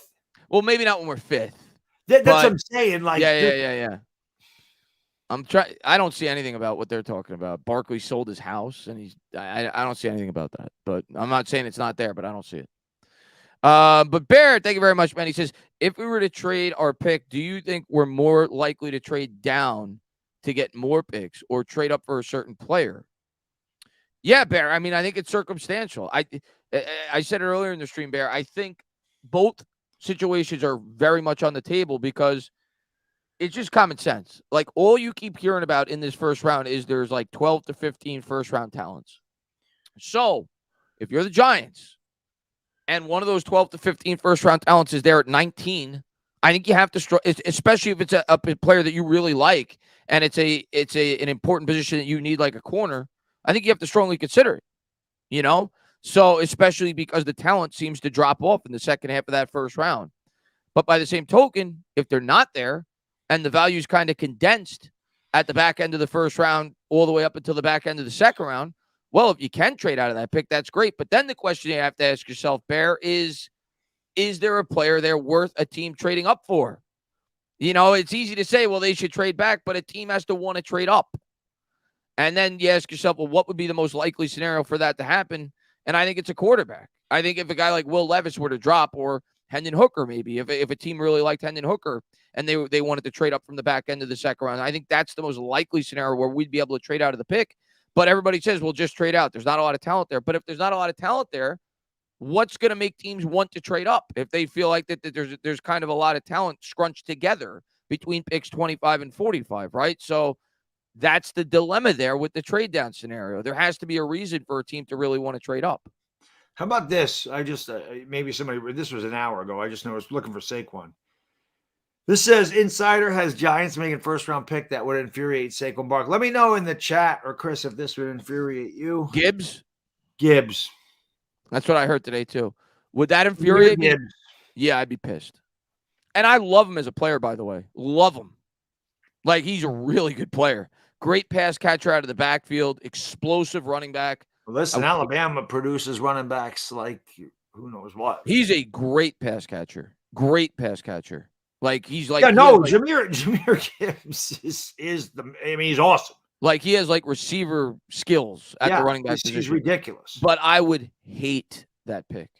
If they go Jahmyr Gibbs and Bijan, again, that's the end of Barkley. There's no reason. If that's the whole thing. If they're, check my Instagram. They said, so again, if the Giants take a running back at 25, that's the end of Barkley. They're going to say, you want to play hardball, Barkley, there you go. You don't need to play. You play on the tag and then, or you don't play on the tag. Because to me, the Giants will be saying, we're not giving you an extension. You're going to play under the tag. We'll decide what we're doing with you in 2024. And that's insurance in case you decide you don't want to play on the tag. And then we're just going to say adios. You can go somewhere else. Yeah. That's what that would be. That pick would feel like a Travis Etienne pick to me. Like when the Jaguars took Etienne at 25 or whatever it was a couple of years ago. Didn't like the pick then, wouldn't like the pick now. I would not be happy with that pick if the New York Giants made that pick. Okay, this says Adam says Saquon Barkley has his home up for sale. I don't know who this is from. Like this, I don't have the article. I just have the thumbnail that he sent me. And it shows his house. Oh, that's not it. I thought that was Barkley's house. It's not Barkley's house. I don't think it is. Who knows how much that actually means? But let me. Is that Barkley's house? Well, let me look at Jordan Renon's tweet. Somebody said look at Jordan Renon. Hold on. But it says Barkley has his home up for sale. Here we go with the draft day rumors that everybody's going to be going wild about. Maybe it's on Instagram that you're referring to. I don't see anything about Renon regarding Barkley on Twitter. Adam says, what's up, fellas? Hoping for a wide receiver or cornerback, but whatever we do, I trust Shane. Anything is better than Gettleman and his etch-a-sketch. Yeah. Yeah, I mean, well, here, listen. Here's what I'll say. I think Gettleman did a pretty good job in the first round, but outside of that, yeah, it wasn't a very good drafter. But he did hit on a lot of first round picks. I'll give him credit for that. Let's see. Art, man, thank you very much, buddy. Let me just catch up on and Jason. Jason says, do you guys have any draft hot takes? Mine is the Giants don't draft a wide receiver at all. Yeah, I'm not gonna go. Yeah, that's a hot take. That's a flaming hot take. Because they have done a ton of research on the wide receiver position. But it may not come early. Like, I could definitely see them waiting until day 3 to take a receiver, but I think they will definitely take a receiver. So that's a flaming hot take. I see nothing about Barkley selling his house. Again, you have to consider the sources for some of these rumors today. Yeah, I'm not reading anything into that in terms of the Barkley thing. We'll see tonight. Maybe something will happen, but I don't see that. As far as my hot take goes, Jason, yes, Stetson Bennett's going to be a Giant in the end of the draft. That's my hot take. Does the hot take have to be Giants related, or could it be anything? In terms of first round related, here's my hot take. Anthony Richardson falls outside of the top 10. Is that a hot take? If that's a hot take, that's my hot take. The Giants related, I will say, we don't take an offensive lineman in the first 3 rounds. I'm not saying I want that, but that's my prediction. It could happen. We don't take an offensive lineman in the first 3 rounds. Let's see. Stetson Bennett. And Art Vandal, he says, I'd be shocked if they went running back given the positional value, but I've been hearing a lot of buzz about it since this morning. Listen, we've learned as Giants fans that sometimes the buzz is right with Daniel Jones. I learned my lesson, so I don't turn away anything, that we hear leading up into the draft. So I have read that about Gibbs. It's been all over Twitter the last couple of days. He's versatile. I'll say that. So I'm at least trying to make sense of it as to why the New York Giants would be interested in that. And I remember watching several Alabama games last year where they would say, he's like their best wide receiver. Like he's versatile. You could use him. Play. I mean, you could use him in multiple ways. But it's like I said, he gives me like ETN vibes, and ETN was a very similar type of running back coming out of Clemson, where you could kind of use him in that capacity. I don't know if he's as explosive. Yeah, but I would not like the pick. I'm not going to lie to you guys. I would not like that pick. And my old Sitbone says, would start eating pineapple pizza if we selected Quentin Johnston. Oh, man, you'd be in trouble because it's banned in England. We know this.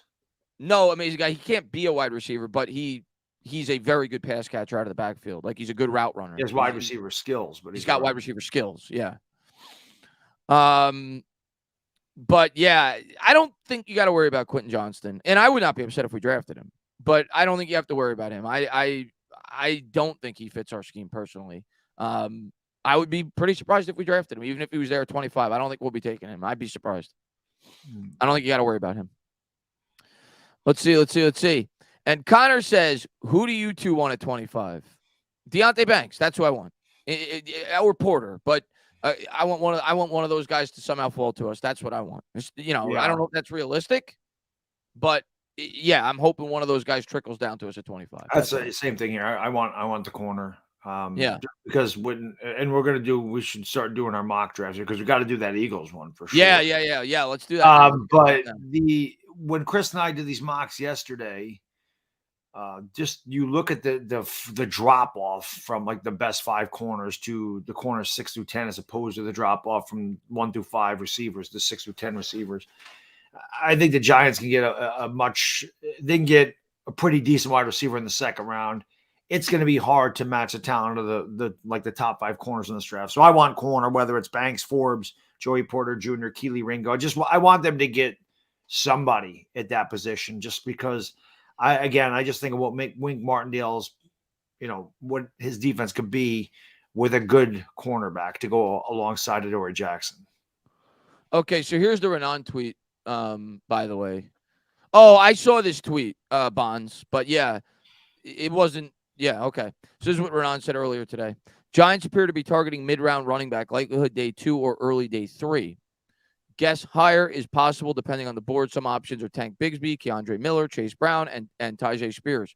Remember, Saquon Barkley was tagged. He's likely to play on a one-year deal. Yeah, that I completely believe and actually expect. I think we're going to take a running back around round 3 or 4, but I don't think that's any indication that Barkley won't be back this year. I think they need more depth in the backfield, and they want to have a different look.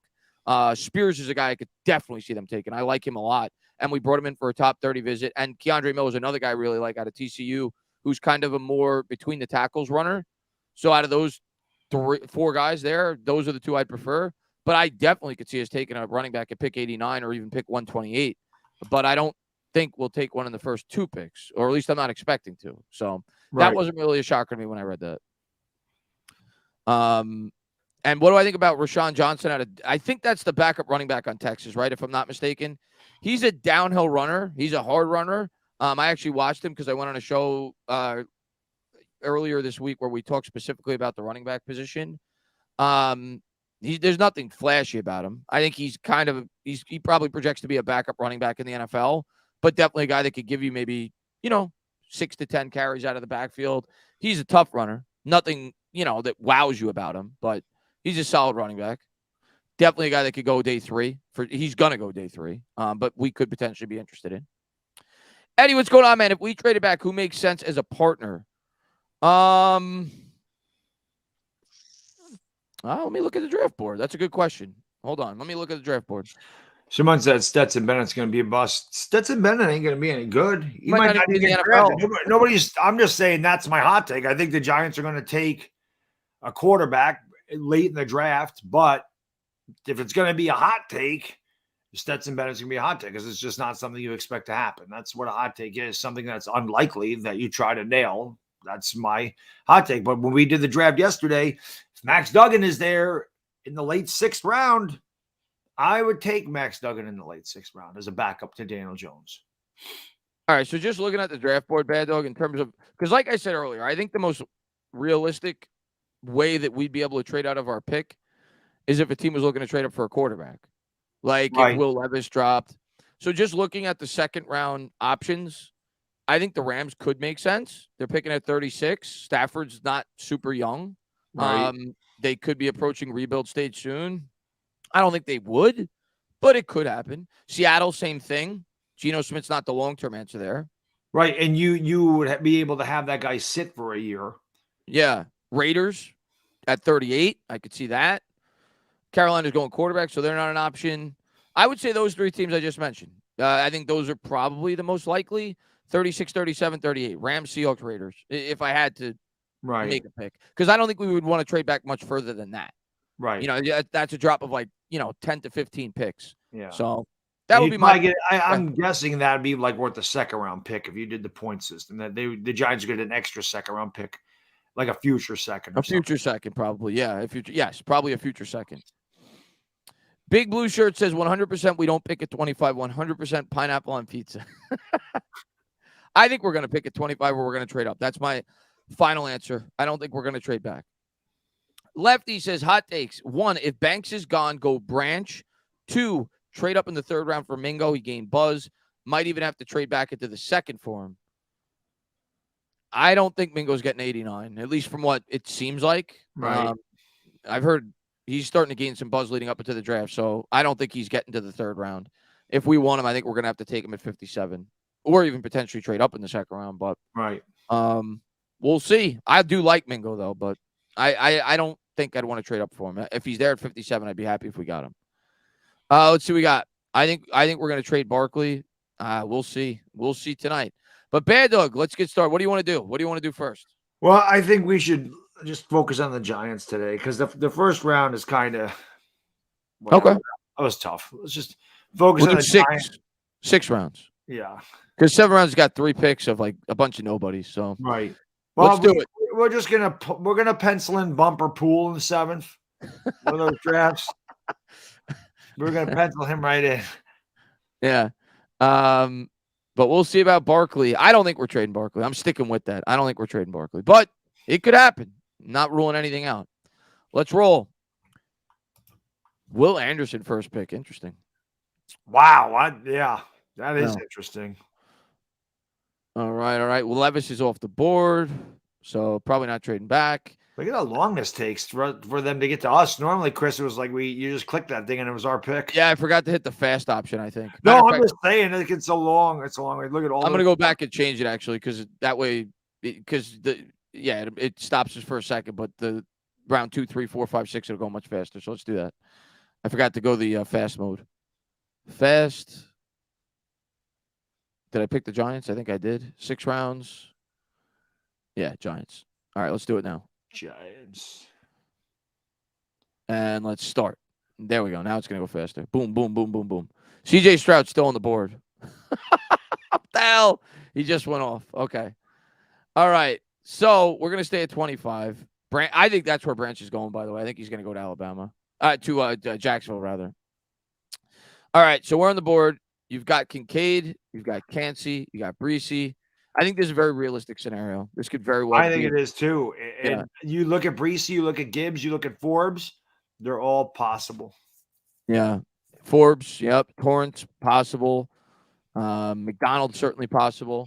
So I think somebody would trade up to get, I mean, not that we're going to trade, but if that's a scenario, you think somebody would trade up to get Hendon Hooker? Because somebody mentioned the draft, and you mentioned it yesterday. One thing that some people might not take into account is the fact that if you trade up into the first round and get your quarterback, you can have the 5th-year option. If you take a quarterback in the second round or later, they don't get the 5th-year option. They're a free agent after 4 years. So do you think that's possible in this scenario that somebody like you mentioned, the Raiders, it's possible that they would trade up to get Hendon Hooker? Yeah, it's possible. I personally think Hooker's going to drop. I think he's going to go.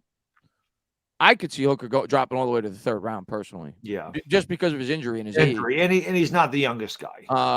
But it's possible. All it takes is one team to be like, yeah, I like this guy. Let's trade up. Let's get him back into the 1st round. We get the 5th-year option. So it's certainly possible. John says, stand up. And there you go, Baddog. Stella! I think we need to trade up twice. Well, I think we do trade up twice. I don't see that happening. If we trade up, I think it'll be once, but that would be wild. That'd be like a draft day scenario from that movie. I don't see that happening, though. But you never know, man. The draft is wild. But let's take a quick look here. So what do you want to do here? I saw a couple of Yankees and a couple of Forbeses. Obviously, nobody's going to say. Oh, I'm going to throw out another name here that I think is very possible, too, that I think a lot of people don't mention. And he's not here, but I'm pretty sure he's available. I'm just going over all the options. I think Ringo's a possibility. Yep. Because I think he just fits our defense really well. Yep, absolutely. So I think Ringo, Forbes, Kincaid, Cansey, Breesy, Gibbs apparently, Forbes and Torrance and McDonald. I think all those guys are possibilities here. All of them. Yeah. What would I want in this spot? I'll talk about first what I would want, and then I'll talk about what I think the Giants are going to do. In this spot, I think I'd either want Ringo or I'd want – I can't believe I'm saying this. I can't believe I'm saying this. There's 3 players here I would want. Ringo, Cansey, or Kincaid. I would actually be open to going with Kincaid here because I think he would bring such a different element to this offense. He's a very versatile weapon at the tight end spot, and I think about him. Obviously, he's a long-term replacement, obviously, for the tight end we currently have, but you think about what they could do with those 2 guys, I think he's by far the best weapon that's on the board right now. And Hyatt's another possibility here, too, that I should have mentioned if he's still available. But I think I'm slightly leaning I think I'm going Cansey, Baddog. I think I'm going Cansey. I definitely saw a few Canseys in the chat. Yeah. And if the pattern shows anything from the last few years with the Buffalo Bills, they do like to take defensive line in that 1st round. And that's somebody we didn't pick yesterday. So I think I'm going Cansey here. Let's throw Cansey in there. Yeah, I think I'm going. I can't see. All right, we got Kalijah Cansey in the 1st round. We got a B+. They didn't love that pick. Like, it's a good pick. Good pick. Oh, they do grade you on this one. They didn't grade on the other one. All right, Drew Sanders, Jack Campbell. Those are obviously going to be popular choices amongst Giants fans. They have Trenton Simpson falling all the way down. The top 3 linebackers still on the board. We already went defense, but you could certainly double up. It's a different position. Definitely could. Let's take a look at the wide receivers. Mims, Dell, Rice, Scott, Mingo. I know, like in this mock, you can wait until round 3, and Mingo's probably still going to be there. But in real life, I don't think he would be. I think he's gone before our pick at 89. So I think if we wanted to take him, we would have to take him here. Probably. And the centers are gone. So there's no John Michael Schmidt, and there's no. Let me look at. Oh yeah, let's look at the centers. I don't think Whippler would be the guy here. You could wait for Oluwatimi. I think you probably wait here on the center, but if you were going to take one, it's probably Whippler. Wide receiver, we looked at. They brought Marvin Mims in, so Tyreek Stevenson's interesting. He could be the pick here too. I think he's a good fit for our defense. He's interesting. But what do you think? I'll let you make this one. That's freaking tough. I mean, you know me, man. I like I like defense, man. Yeah.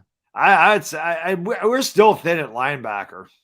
I love Campbell. Jack Campbell could be the guy there. Yeah, give me Jack Campbell, baby. I love defensive. I just love defense.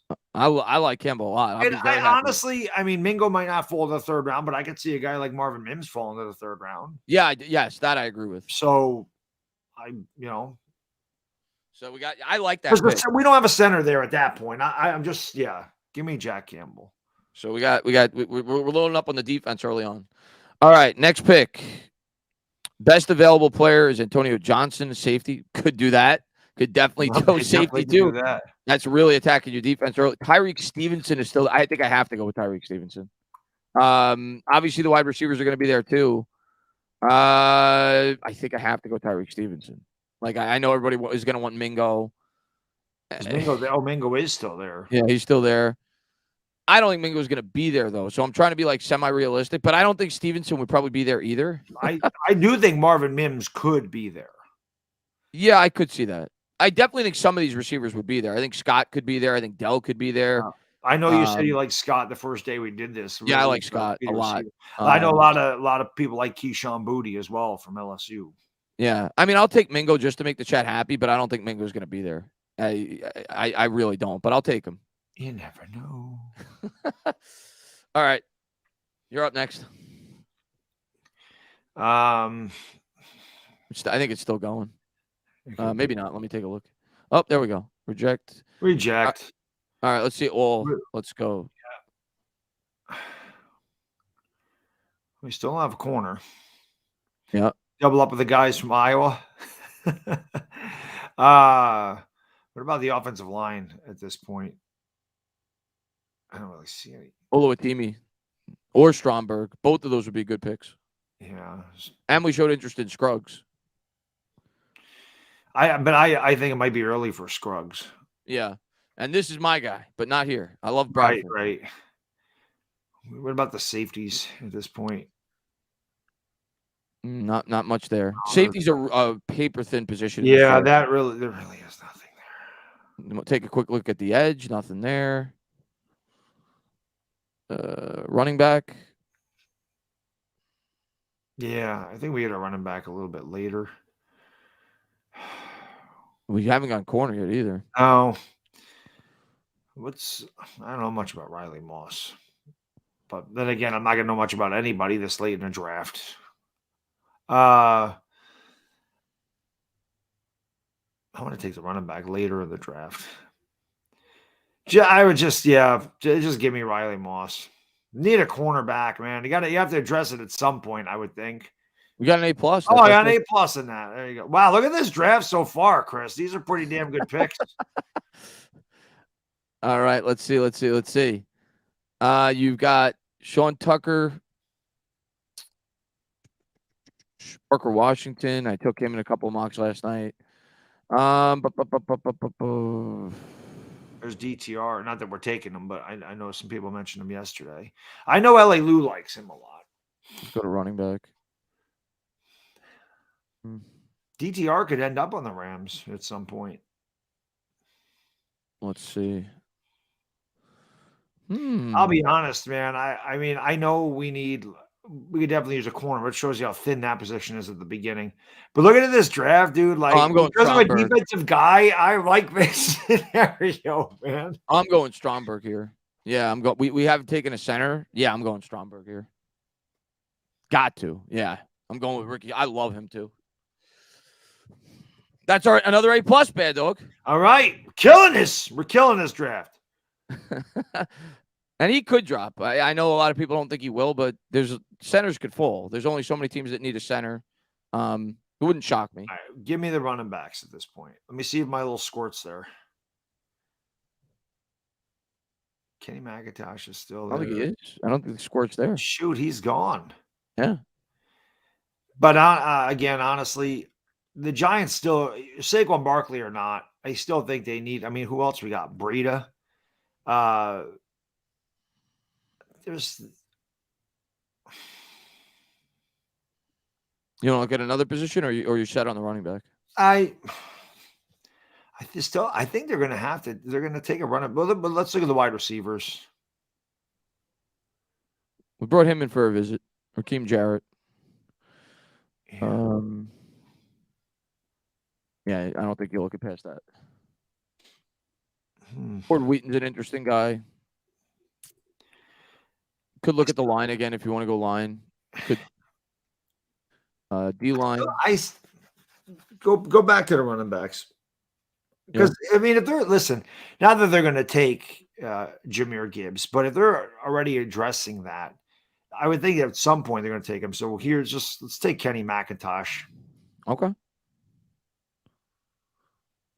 Kenny McIntosh. One more pick. I mean, he's again very serviceable back. Georgia. I mean, they're an amazing team. Oh, Georgia's loaded every year. I mean, it's possible that Kenny McIntosh is a guy that they look at. And man, we appreciate it, man. Thanks so much for being here. He says, "Nice show as always, man. Appreciate it." How have we not taken bumper? How have we not taken bumper yet, Bad Dog? Because we're not in the 7th round. All right, let's take a look. You got your running back already, so I'm not going to do that.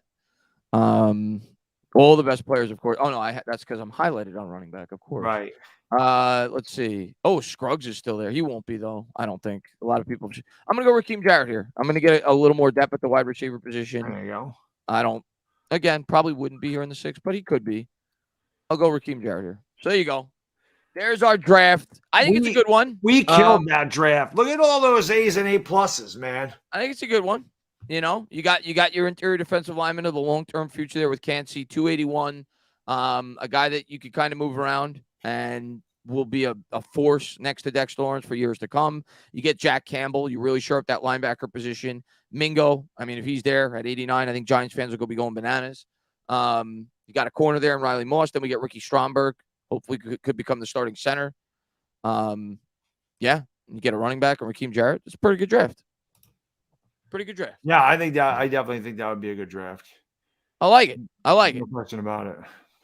And let's see. Gavin, man, thank you very much. He says, in my opinion, Giants will draft a football player with the trade up, trade back, or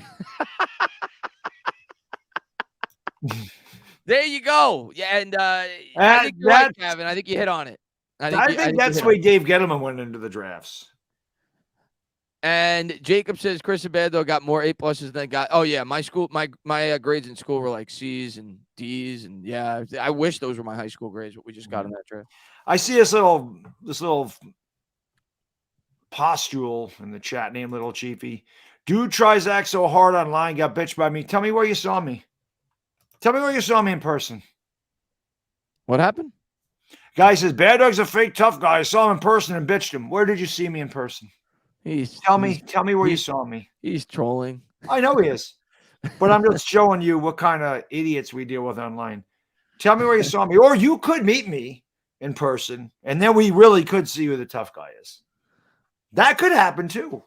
That'd be fun. That would be fun. Maybe we could even video. Well, I wouldn't want any evidence. I think people would tune in for that. I'm sure they would too. I just want to know where he saw me and bitched me. I just want to know. All right, you ready? What's happened to me in a while. So I'm just curious.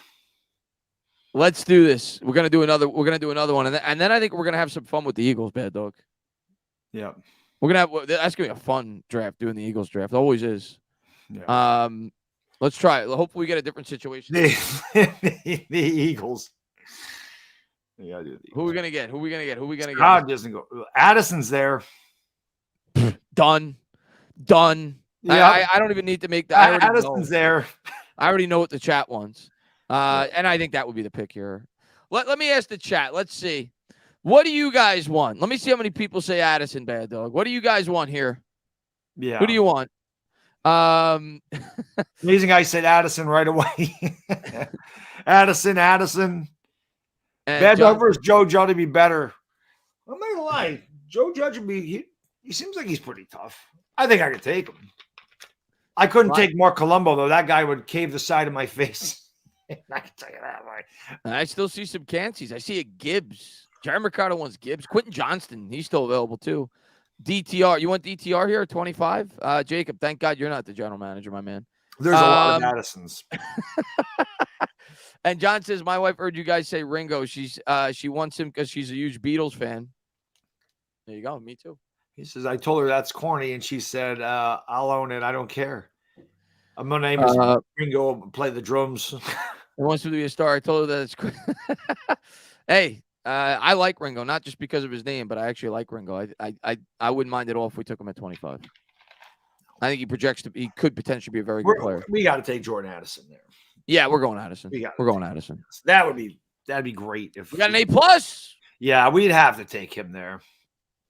What are we doing here at 57? This is where it gets interesting. Jack Campbell's still there. The linebackers always seem to fall to us. Steve Avila, I like a lot. He's a big. Is there any of the centers? Is Tippmann there? Or? Avila's a center. I mean, he's a guard/center, but he's a monster of a man. Let's take a look at the interior offensive line. Whippler. I love Avila, but I don't know how much the Giants are going to love Avila because he's not really that. He doesn't profile as like a super athletic center, and the Giants like to do a lot of pulling. I like Avila though. I'm a big fan. Yeah, a lot of guys like Avila. A lot of guys like Bumper. Let's see. Laporta I like, but I'm not taking him over Avila, but I'm just mentioning guys I like. Tyreek Stevenson again. A lot of guys from Iowa are rated pretty high in this draft. Yeah, Iowa had a pretty good team last year. They did. Their offense wasn't any good. Yeah. Solid. Tyjae Spears. I think we're going Avila, actually. I think we're going Avila. We could go linebacker, but we went linebacker last time. I like the pick. Avila.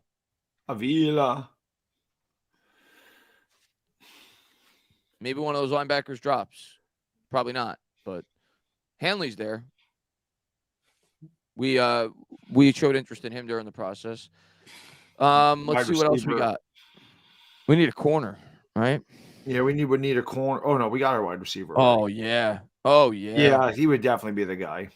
Dude, we're getting straight A+ on this draft. Yeah, if this actually happens. This is the first time I think it's been like the first 3 picks have been no doubt. Well, Avila was kind of but this is like a dream draft. Yeah, because a lot of people think Stevens is a top 7 or 8 corner in this draft. So yeah. I doubt he's there. It'd be great if we get him in the 3rd round. That's an A+. Yeah. There's no question about that. Bumper still on the board, and Andrew, stand up, new member. Thank you so much, man. I appreciate it, buddy. And I just want to make sure I don't miss any of these. Andre says we need interior offensive line. We just got it, and we're gonna keep getting you. I'm drafting another interior offensive line before the end of this draft, my man. You know it. You know we need interior offensive line. Pencilman says if Gettleman was the GM, he'd take Bumper, Stetson, and a pineapple pizza. Yeah. And Demir, what's going on, man? He says, are you ready, Chris Baddog? Let's go. What's going on, Demir, man? Thanks for popping in the stream, buddy. Yeah, man, dude, I can't wait. Super pumped up for today. Glad that you're here, man. Can't wait to call the draft with you guys tonight, and let's land ourselves a future superstar. All right, wow, we got a lot of offers. Okay, Baddog, what do you think here? What position group are we looking at here? Linebackers. Okay. Dorian Williams, we showed interest in him during the pre-draft process. Really good side-to-side quickness. And he has special teams experience. Interesting. Let's keep going. What else you want to look at? Safety. Okay. Georgia. Yeah, they love the Georgia players. I want to build up the linebacking core, man. So go back to linebackers. You give me Dorian Williams. They liked him. Give me the linebackers. He's a little undersized, but I like him. And this late, it's certainly not a bad pick. A+. There we go. And I think that's around where he's going to go. Like, if we want him, I think that's where we're going to take him. All right, 160. Let's see.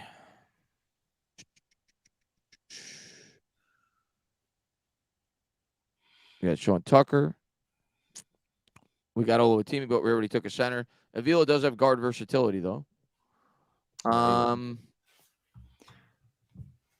like tempted to go Oluwatimi here, even though we already took Avila. I think I want to do it, but I'm obsessed with 300-pound men. Let's see the edge. I think I want to do it. I'm curious to see what the chat thinks. Let's see what the chat thinks. D-line, they want D-line. Let's see what the D-linemen are. They want Kuntz, the tight end. You definitely use one. Yeah, that is a good pick. Let's see what else they think. Let's see. Running back. You want me to take a look at the running back? All right, let's take a look. Sean Tucker. We showed interest in him, too. Brought him in for a visit. Eric Gray's good. What do we think? Safety? Pass rusher. Yeah, we haven't really addressed the pass rusher in the last couple of drafts. KJ Henry out of Clemson. We haven't gone deep. Well, we went defense with the last two picks, but not a pass rusher. Could look at another corner. Not much there. I'm going to let the chat make this pick. The guy who has the most votes is who I'm going to take. I see a Kuntz. I love this guy. This guy's gone.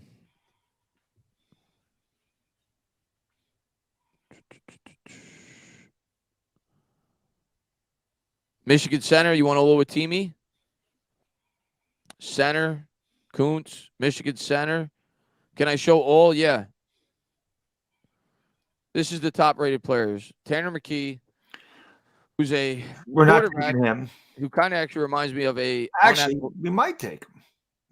Could, I guess. He reminds me of like a Daniel Jones if he had no athleticism.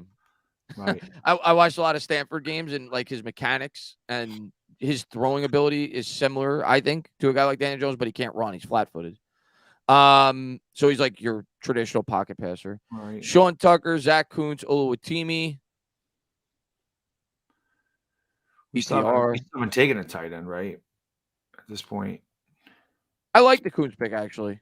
I do. I like the Kuntz pick if we wanted to go that route. Parker Washington. I mean, they could definitely double up on wide receiver. I mean, you want to take a look there? Well, no, Parker Washington's a wide receiver. That's why. Oh, okay. Yeah. I'll let you make this one. You go ahead. I thought we were going with the chat there. All right, let's let the chat do it. I thought that's what we were doing there. All right, the one that I see get the most is the one that we're going to go with. I see a lot of Parkers. So you want to go Parker? Is that the one you saw the most? I see a lot of Parkers. I see some Kuntz. See Kuntz. Justin says go with the center, which would be Oluwatimi. Tight end, Oluwatimi. We would have drafted two centers then. Yeah, well, Avila could play. He's a guard too. Oh, so you would have Kuntz or Washington. Kuntz. All right, we're going Kuntz. I think I see more Kuntzes than anything. Yeah, I think we're going Kuntz. Even though I want to take the hog, but the hoggy. Kuntz it is. Maybe the center will still be there. He just went off the board. We missed out on him. Oluwatimi. All right. Still there. So what are we thinking here, brother? This is where I think the Giants look at a running back, though. Running back. Okay. Eric Gray's still there, but is the squirt there? No, man, he is. The squirt's falling off fast. Man. Yeah, people like the squirt. I like him. I like Eric Gray too. Let's do it. Yeah, let's do it. I like Eric Gray. Look at this. Eric Gray's. He's a really good runner. I mean, obviously, I'm a Sooner fan, so but he had a great year this year. Again, Oklahoma always produces really good running backs too, for the most part. Wow, Adrian Peterson, that's a good start. Right. Yeah. DeMarco Murray was really good for a few years before Dallas ran him into the ground. Let's see. I love Joe Mixon. He's pretty solid. Yeah. I mean, Raheem Jarrett again would be a good pick here, but I want to do something different. Let's go. Let's look offensive line here. Defensive line, corner, safety. We didn't do a safety. Jay Ward. What about edge? I don't know. What does the chat think? Antonio Mafi? They want Mafi. He is spamming the hell out of it. Let's see. Let's look at the best overall player here. See who else? What's going on, Heartstorm, man? Thanks for popping in. What's the interior offensive line option? I'll tell real quick. Interior offensive line, you got McFadden, you got Mafi. Let's go, Mafi. That guy sold me. He sold me. I don't mind. You got to see. I went with you. I trusted you, and you got to see. The whole draft, it was perfect. A+, A+, A+, A+, A+, and then you give me a C. My GPA. It looks like we had a 97 GPA, Baddog. Now we're like a 92 because of him. That looks a little bit like my report card. That C definitely would have been that definitely would have been global studies, Chris. I did not like global studies. All right, let's do a piece of my wife's hair under my shirt. It's driving me crazy. I don't know why this just froze on me. This mock draft simulator. Baddog versus Bumper Pool in an MMA fight. Bumper'd probably kick my ass. I'm not gonna lie. We'll try this one more time. Yeah, I don't know why this mock draft simulator freezes up every now and again. We'll do a different one. All right, now we're gonna get real serious here, Bad-Dog. Because it's the time for the Eagles. Yeah, this is the most important this mock draft. This has become a tradition, a draft day tradition, guys and girls, where we put our GM caps on and try to fix the Philadelphia Eagles. And if they would have listened to us last year, they would have won the Super Bowl. But instead, they failed, as they normally do, because they don't listen to us. This is a big one, guys. So we're going to draft for the Philadelphia Eagles, and I hope they don't copy us, because if they do, there's a very good chance they're going to win the Super Bowl this year. Yeah, it's facts. Facts. All right, here we are. First pick, 10th overall, Eagles on the board. So the first thing you got to think about, Baddog, with the Eagles, one, very complete team. We give them all the praise in the world. They have like the best 53-man roster. But I knew we were going to do this draft like well ahead of time. So I did some in-depth research about the Eagles. And the one thing I noticed with the Eagles more than anything else, they had 3 botched snaps on field goal attempts last year, which led the National Football League. So the thing you got to think about here, if you're the Eagles, you're complete. Everything's in place. You can't be leaving 3 points on the board, especially in crunch time of big-time games.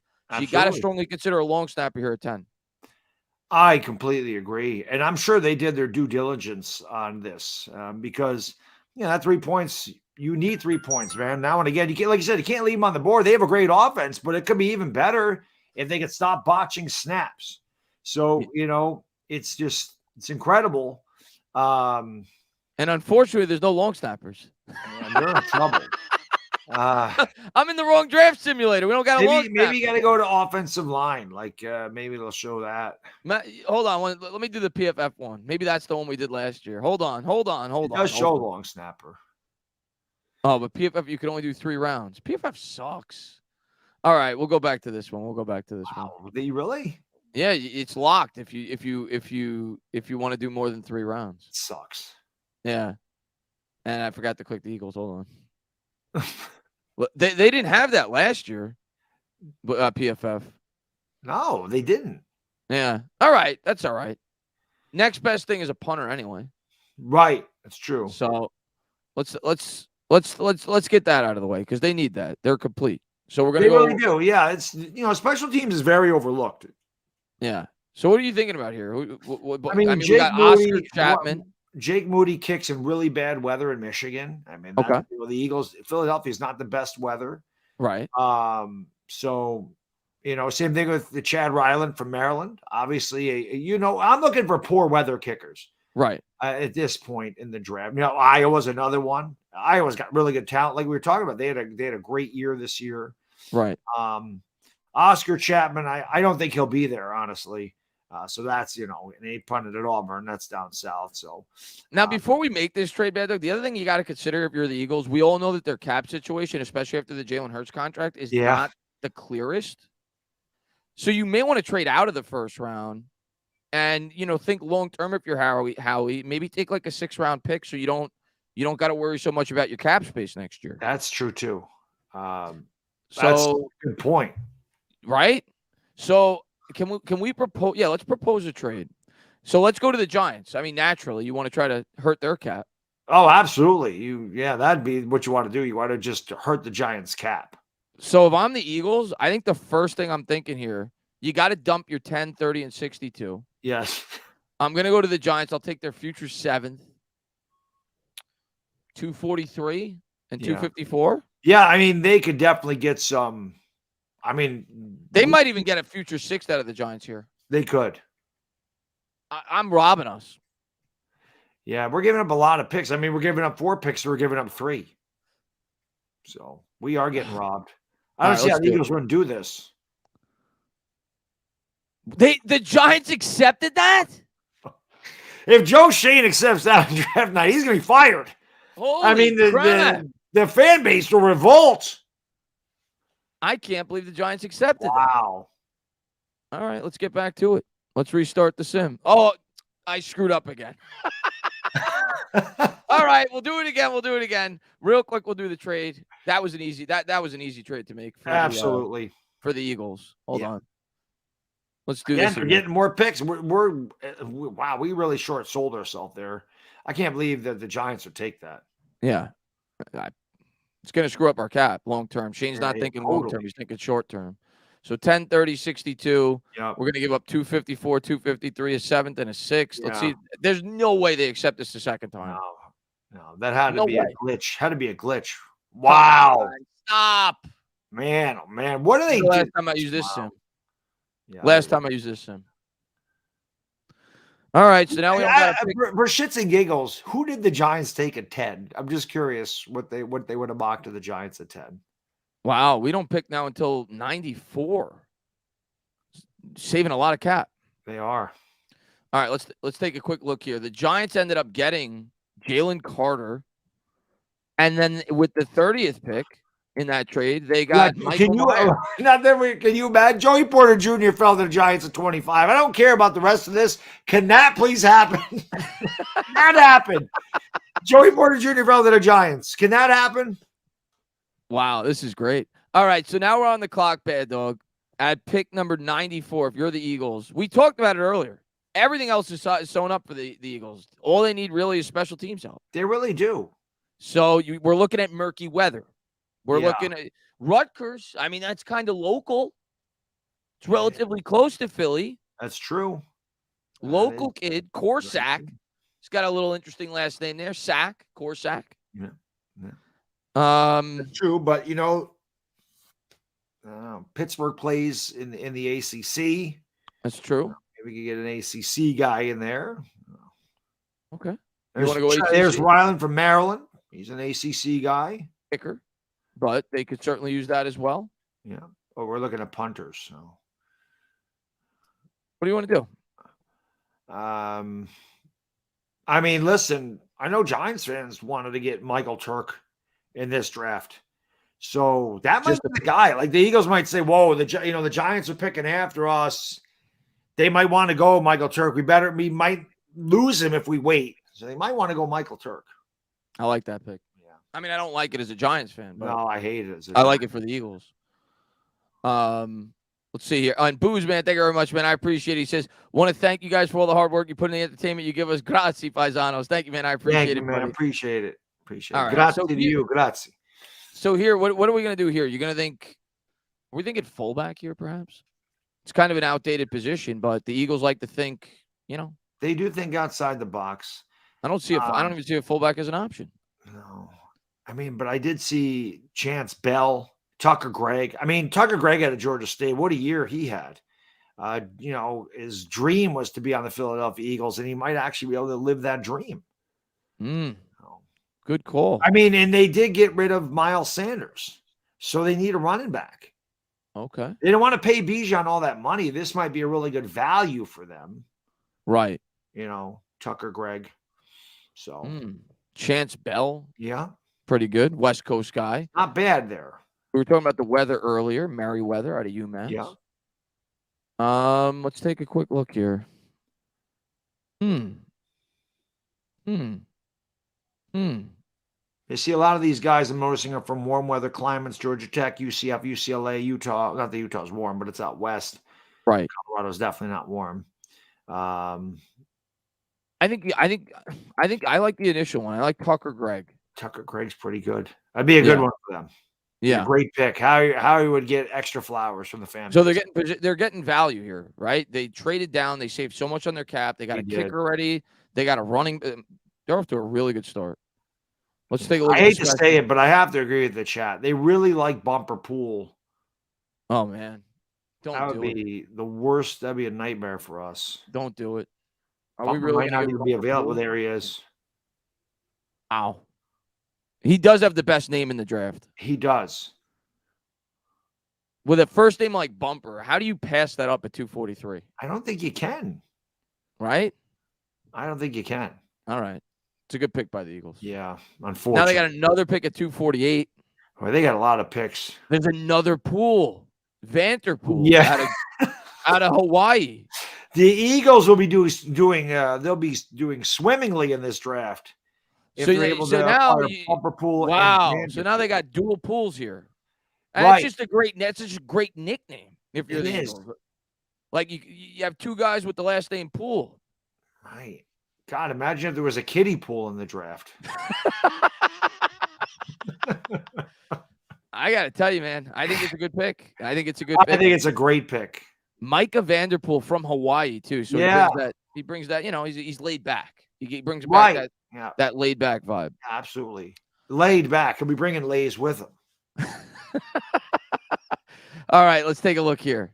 Where are we going to go here? Where are we going to go here for the Eagles? What do they need more than anything? God, we didn't get him a kicker yet. We didn't get him a kicker. Right? And they could always use one. Yeah. You can never have too much depth at that spot. A lot of people overlook it. Howie likes to think outside the box. Right. They want to set trends. They don't want to follow them. So what better way to do that than to getting depth at your kicker position? Chad Ryland. I keep seeing Chad Ryland. He just keeps popping up. ACC Maryland. You're bringing up a great point about depth. Not only do I think you go Ryland here, but you got to think about competition at that position in camp. We may double up at the kicker. You might have to. But we'll go Ryland because he should have went in the first round. Yeah, he probably should have. So another guy, Maryland. Oh, we're done. That's our draft. So basically what we were able to accomplish for the Eagles, and I pray this does not happen on draft night. Hold on 1 second. Honestly.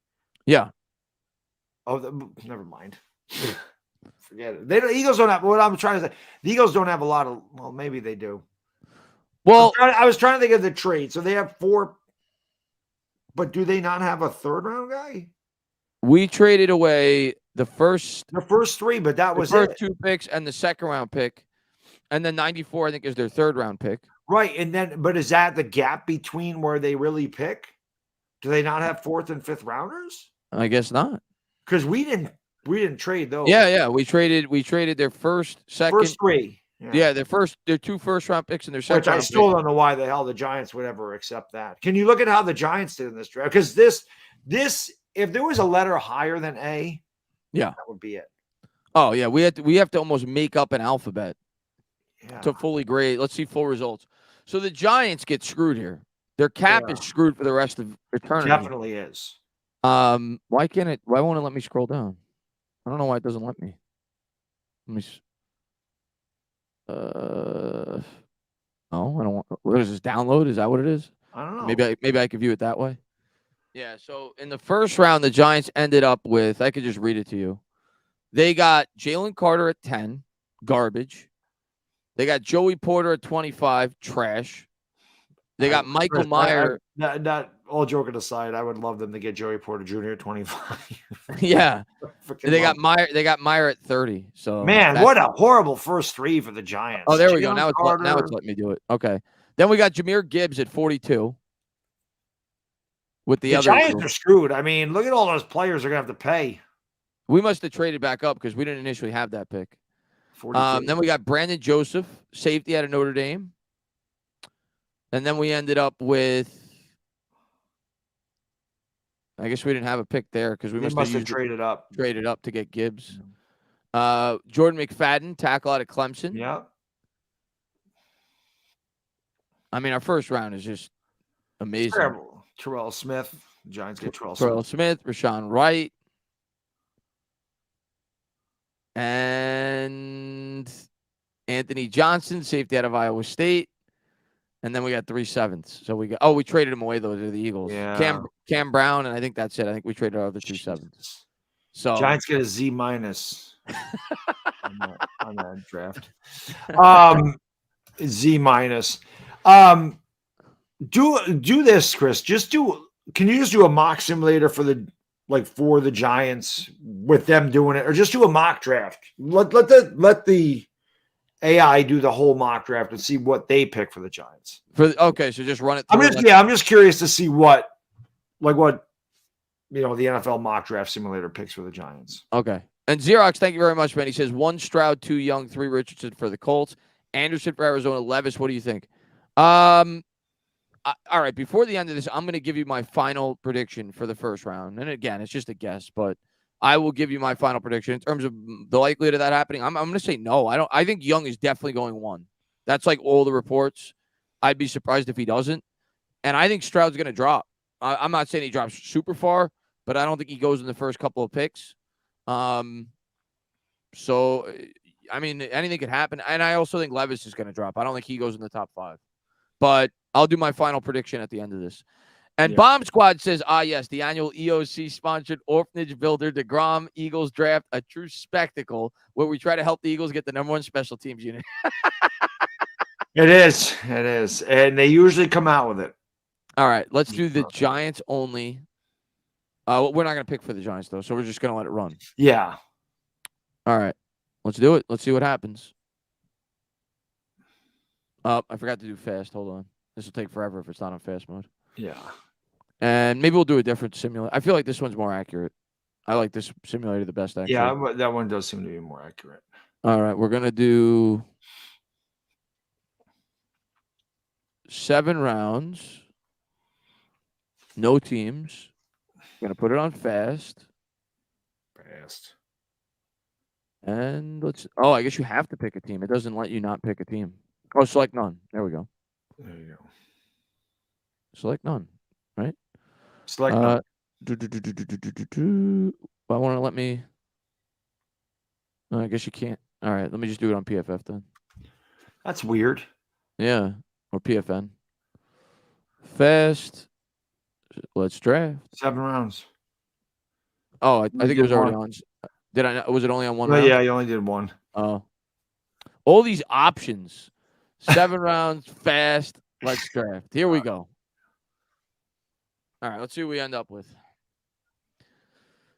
I think that was Bijan, unless he went before us. Let's see. You already know we're gonna hate it, but let's take a look. Yeah, I'm just curious what the computer says. Right.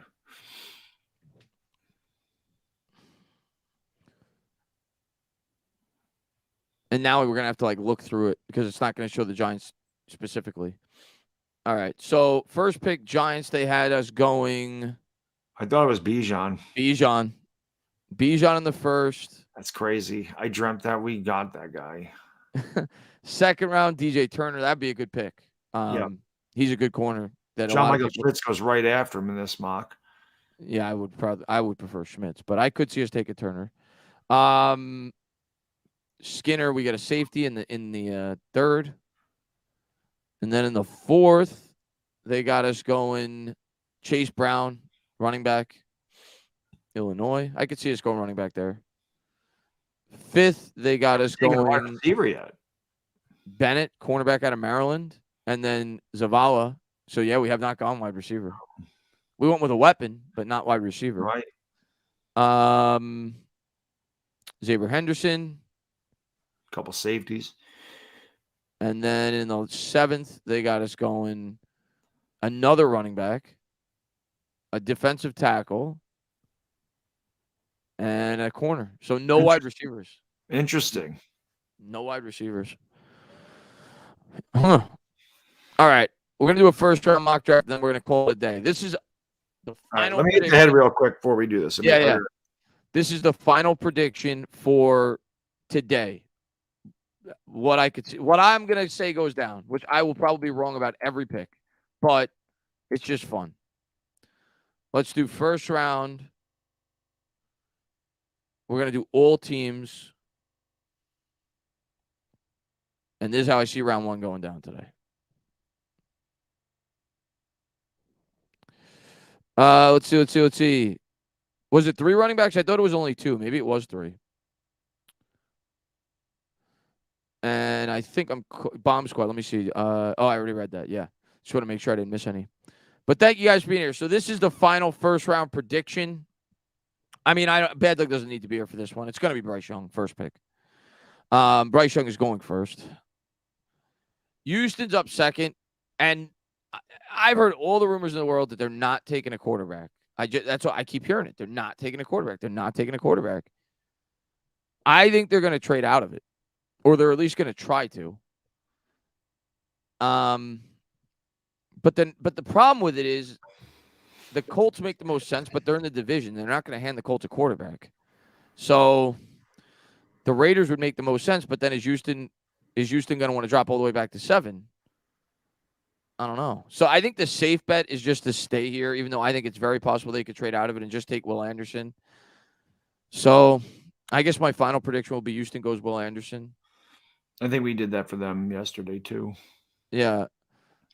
Arizona, again, a clear potential trade candidate. And I could see the Colts moving up 1 spot just to make sure like the Raiders don't jump them for a quarterback. Yep. So I think I'm going to do that. I think that's my final prediction. I think Arizona is going to make a trade. Arizona trades with the Colts just for one, very similar to the Trubisky trade. Remember that? Right. Yep. Yeah. So it's like a 1-pick jump just to make sure they get their guy. And we'll just say they give up like a 4th and not enough. A 3rd. Really? For one spot. Yeah. Can you get rid of the 4th? Oh no, that's gonna. Well, it won't let me. But we'll just do that. It really doesn't matter. We're only doing the first round. I know. Yeah. But I have the Colts moving up 1 spot, and then they take their quarterback. And then the question becomes, who's their quarterback? The shocker here would be Will Levis, because there's been rumors that they could be interested in him. But I don't think they're going to do that. But I could see it being Richardson. Yep. Because there's been rumors that Stroud's falling back. I think it should be Stroud. I'm going to go Stroud, but I wouldn't be surprised if it's Richardson or even Levis. Arizona up next, and the obvious pick here is Carter, but you worry, does the off the field stuff knock him down a little bit more? That's the question. But just in terms of talent, I think it's clearly going, it should be Carter. A lot of people feel he's the best player in this draft. I'll go with it. I'll go with Carter. Yeah, there's always that one, like I said, we talked about, there's always that one guy that just falls because of off the field issues. It just seems like that happens.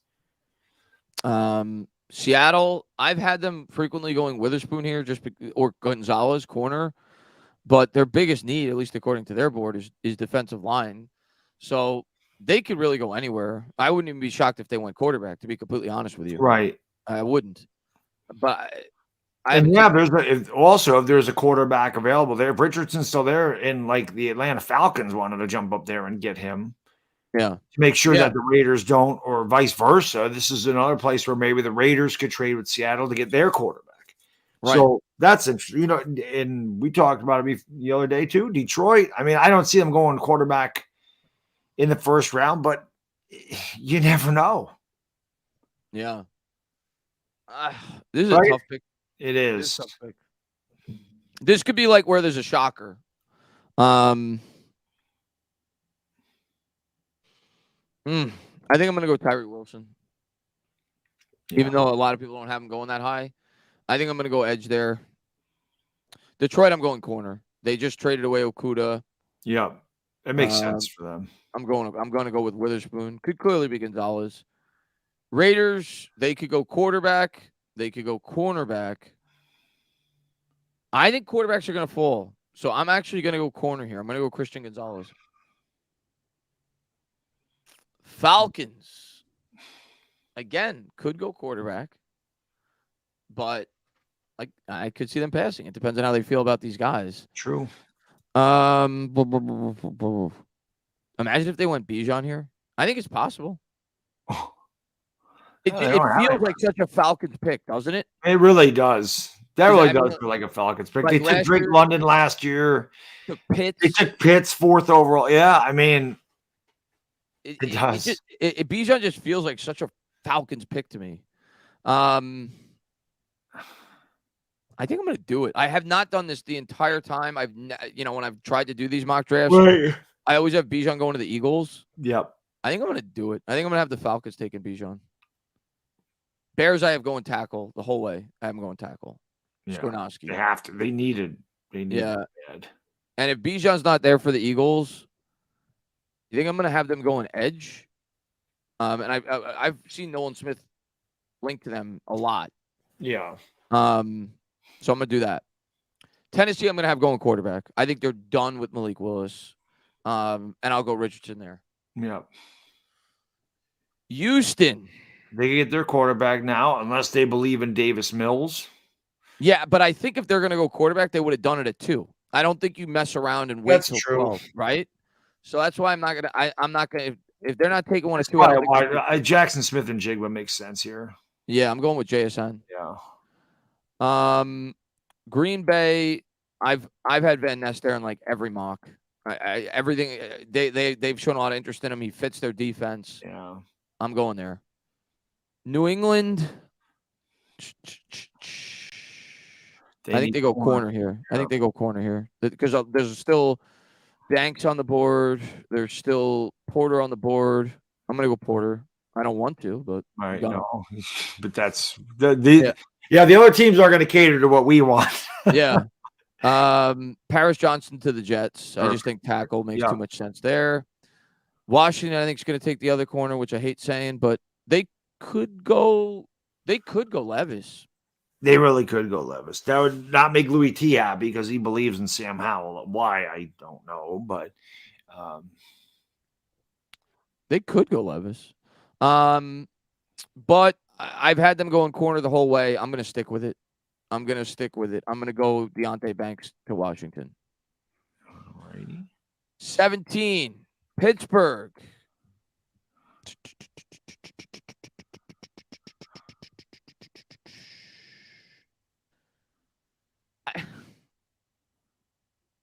I always like to throw in like one like shocker because there's going to be shockers. Yeah. And the Steelers they are ultra heavy on linebacker. They love middle linebacker. They really do. Like think about all the middle linebackers they've drafted in the first round over the years, like several. Yeah, like Jack. Here's my shocker pick of the first round, Baddog. I want to see what the chat thinks. I know Campbell. Yeah, Jack Campbell. I know nobody's mocking this. So like the experts are not going to say this, but I'm throwing in a shocker. I'm going to have Jack Campbell going to the Steelers. And Sports Fan says, "Let's have fun tonight. Go G-Men." I appreciate it, man. Yeah, I know they need O-line, but you got to throw in a shocker here, and you can't. There's going to be a couple of surprise picks. Yeah. But I know they need O-line, interior offensive line, tackle. I know they need offensive line. Should I just play it safe and go O-line? Justin, thank you very much. He says, if you want to test another computer Giants draft on the site after this, there is an auto draft button that you can select. Oh, is there? Okay, Justin. I didn't know that. I didn't know that.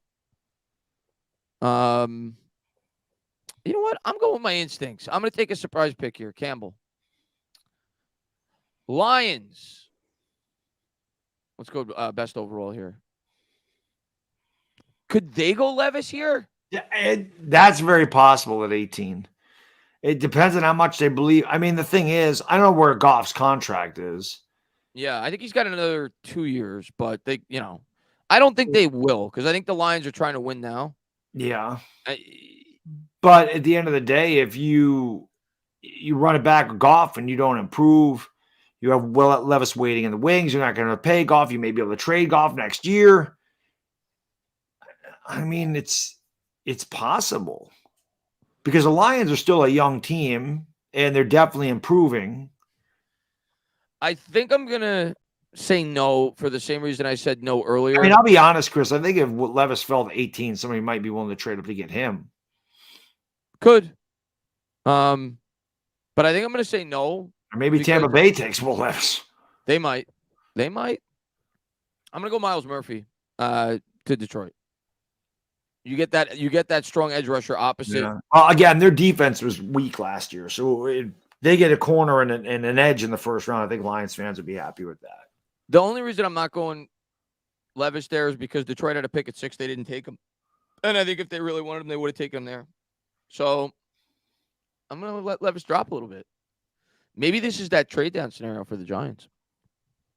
So 19, let's think from a Giants perspective, because this is where I think is the first window where the Giants could potentially trade up. I think once it gets to this 18, 19 range, I think this is where if the right player's there, the Giants will consider trading up. Yeah.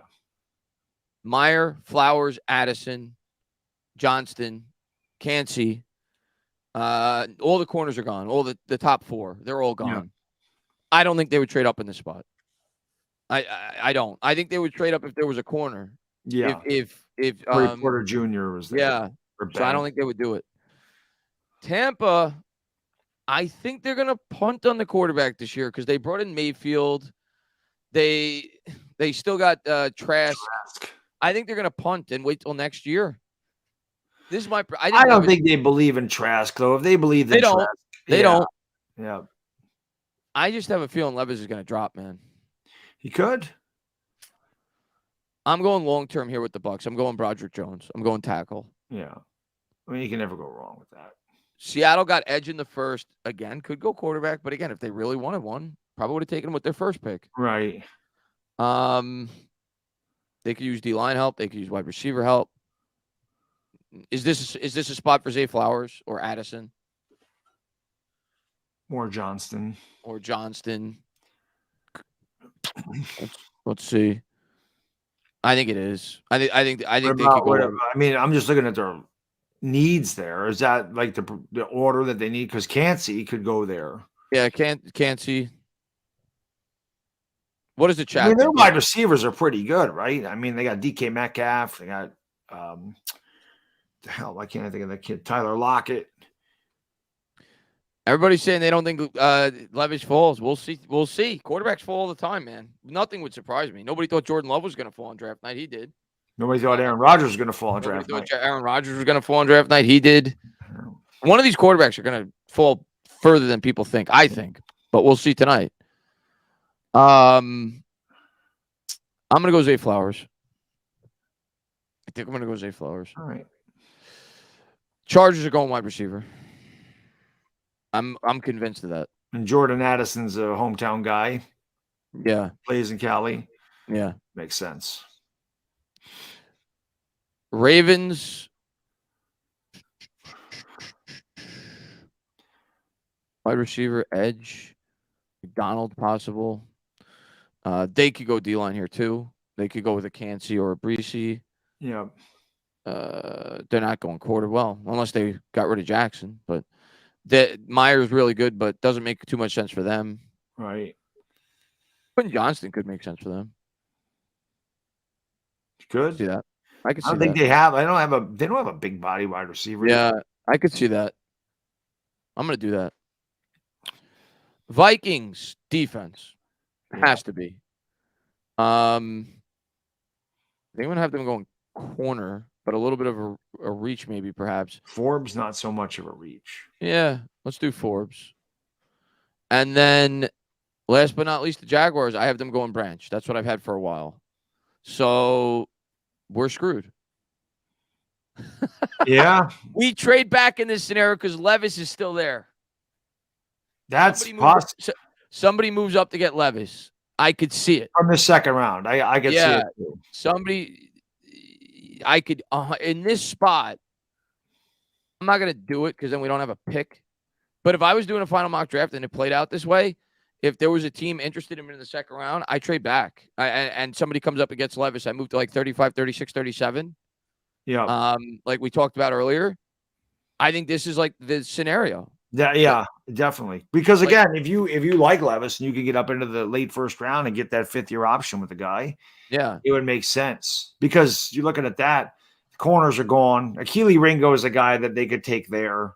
I don't even know who the wide receivers are at this point. I didn't see who was off the the top board. 4 are gone. Hyatt's available. Very possible. I think Hyatt. I think he could be. Well, I don't think he'd get to us at 57. But if we traded back to 36, you could probably get him there to get an extra pick. Of course, the tight ends are there. Jahmyr Gibbs is there. Kincaid, Meyer. Yeah. I'm going to trade back, but I'm going to trade back in the first round so we still have a pick. Even though, like, I could see the Saints maybe, right? They could use a quarterback long term. Yeah. But yeah, so let's do that. Let's make a trade to the Saints. But the thing you have to ask yourself this for the Saints, because I saw somebody in the chat say the Saints. This is why I'm not going to do it, because I don't think it's realistic. If you're the Saints, why are you trading up? The Cowboys aren't taking a quarterback. Buffalo's not taking a quarterback, and the Bengals aren't taking a quarterback. You trade up because somebody may come out of the second round. Because you're worried that somebody at 35, 36. That's the only reason. Philadelphia's not taking a quarterback right behind you either. So, but that's but teams could think that you're taking one, so you're worried that they could jump you. Yeah, okay. Yeah, so that's the only reason I could, like we talked about at the beginning, where maybe why would you move up one pick just to save yourself in case somebody wants to jump up and trade it? So and again, you're getting good value because you end up with the 5th-year option, the quarterback, if he works out. Okay. So New Orleans is going to move up. They're going to jump from 29 to 25. It's only 4 picks. I don't have the point chart in front of me. I would guess we'd get maybe a 3rd and like maybe a future 4th or 5th. Like, you're not going to get much more than that. Right. I'll say a 3rd. It's actually too much. So let's get, I don't know how to get rid of it. Just click on it. Click on it again. Yeah, it's not changing it. Let me just X out of it. Crazy. Yeah. Do it again. 4th. What the hell? Whatever. It doesn't. It's so weird. I don't know. How come I can't reset the trade? Maybe because if I exit, let me try. Put another team in there and see what happens. And then go back to New Orleans. There we go. Yeah. Okay, so 25 for 29 and a 4th. A 4th. Okay. So we drop back 4 spots and we get a 4th. Okay. And then we give them Will Levis. Yeah. If they're making that move in that spot, they move up for Levis. Cowboys, I think go Meyer. He's Jason Witten 2.0. Yeah. Bills. They could go defensive line. They love defensive line. They could go Kancey here. They do. Linebacker. They even though it's not wide receiver for them, but wide receiver Hyatt. Did you see Jalen? I was gonna say, could you see Jalen Hyatt going there? I could. Let me look at all. I think Kincaid's the pick there. I think Kincaid, if they're going offense, I think he's the best weapon. I'm gonna go there. It's a little out of the box, but it's kind of a spot where they could use a boost. Right. I'm gonna go there. Bengals. They could use a tight end. So who's the other kid from Utah? He's still there? No, Washington's really good. Oh, so both the tight ends are gone. I think they go corner, if I had to guess. And they go Cam Smith, Kelly Ringo. I don't know their defensive scheme well enough, but I'll just go Cam Smith. And then we're on the board at 29, and Ringo's definitely a possibility. Yeah. After trading down, Kancey's still there. Yeah. Breesy. Gibbs. Lawrence. Don't like to hear it. Go Kancey again. Let's go Kancey. I like Kancey. I have heard, though, you know what? No. I'm going to go Breesy. Because I've heard Patricia Traynor told me they like Breesy. Yeah. Well, they liked Sexy Dexy also from Clemson. She told me the 3 players she told me they liked were Addison, the cornerback, Banks. They love Banks. and they like Breesy. So I'm going to go Breesy. Bang. Eagles took edge in the first. Jahmyr Gibbs. Oh, yeah, that's a good pick for them, right? Yeah, that's a good pick for them. I mean, they could go corner too, long term, because they got older corners. So they could go Ringo. I could see that. But yeah, let's go Jahmyr Gibbs. I could see that. I can see that too. And Kansas City Hyatt. If Hyatt's there, he's just it all time. Yeah, that's definitely. He's such a chief, man. He is. And the Steelers, I'm gonna have Kansas to the Steelers. Wow, can you imagine that for the Steelers? Pretty good. So that's my final. And I know I have some crazy picks there, but that's my final. Young, Anderson, Stroud, Carter, Wilson, Witherspoon, Gonzalez, Robinson, Skornowski, Smith, Richardson, Smith and Jigba, Van Ness, Porter Jr., Paris Johnson, Deontay Banks, Jack Campbell. There's my shocker. Miles Murphy, Broderick Jones, Zay Flowers, Jordan Addison, Quentin Johnston, Emmanuel Forbes, Brian Branch. We trade out because Levis drops. Levis, Meyer, Kincaid, Cam Smith. We get Breesy, Gibbs, Hyatt, and Kancey. Yeah. It definitely can happen. That Jordan Addison pick I have a feeling that's where he's going. Addison? Yep. Where do we have Addison going again? I forgot. He won to the Chargers. It's think such a good fit. It's such a good fit. He is, and like I say, he's a California guy. I could see that happening. I could definitely see Jordan Addison being a. We'll see. I want him to be a Giant, but he could be a Charger.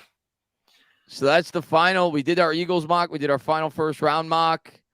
Yeah, we're gonna have the draft in how long, Baddog? Like, what time? We'll be live at 7:30, so about 5 hours.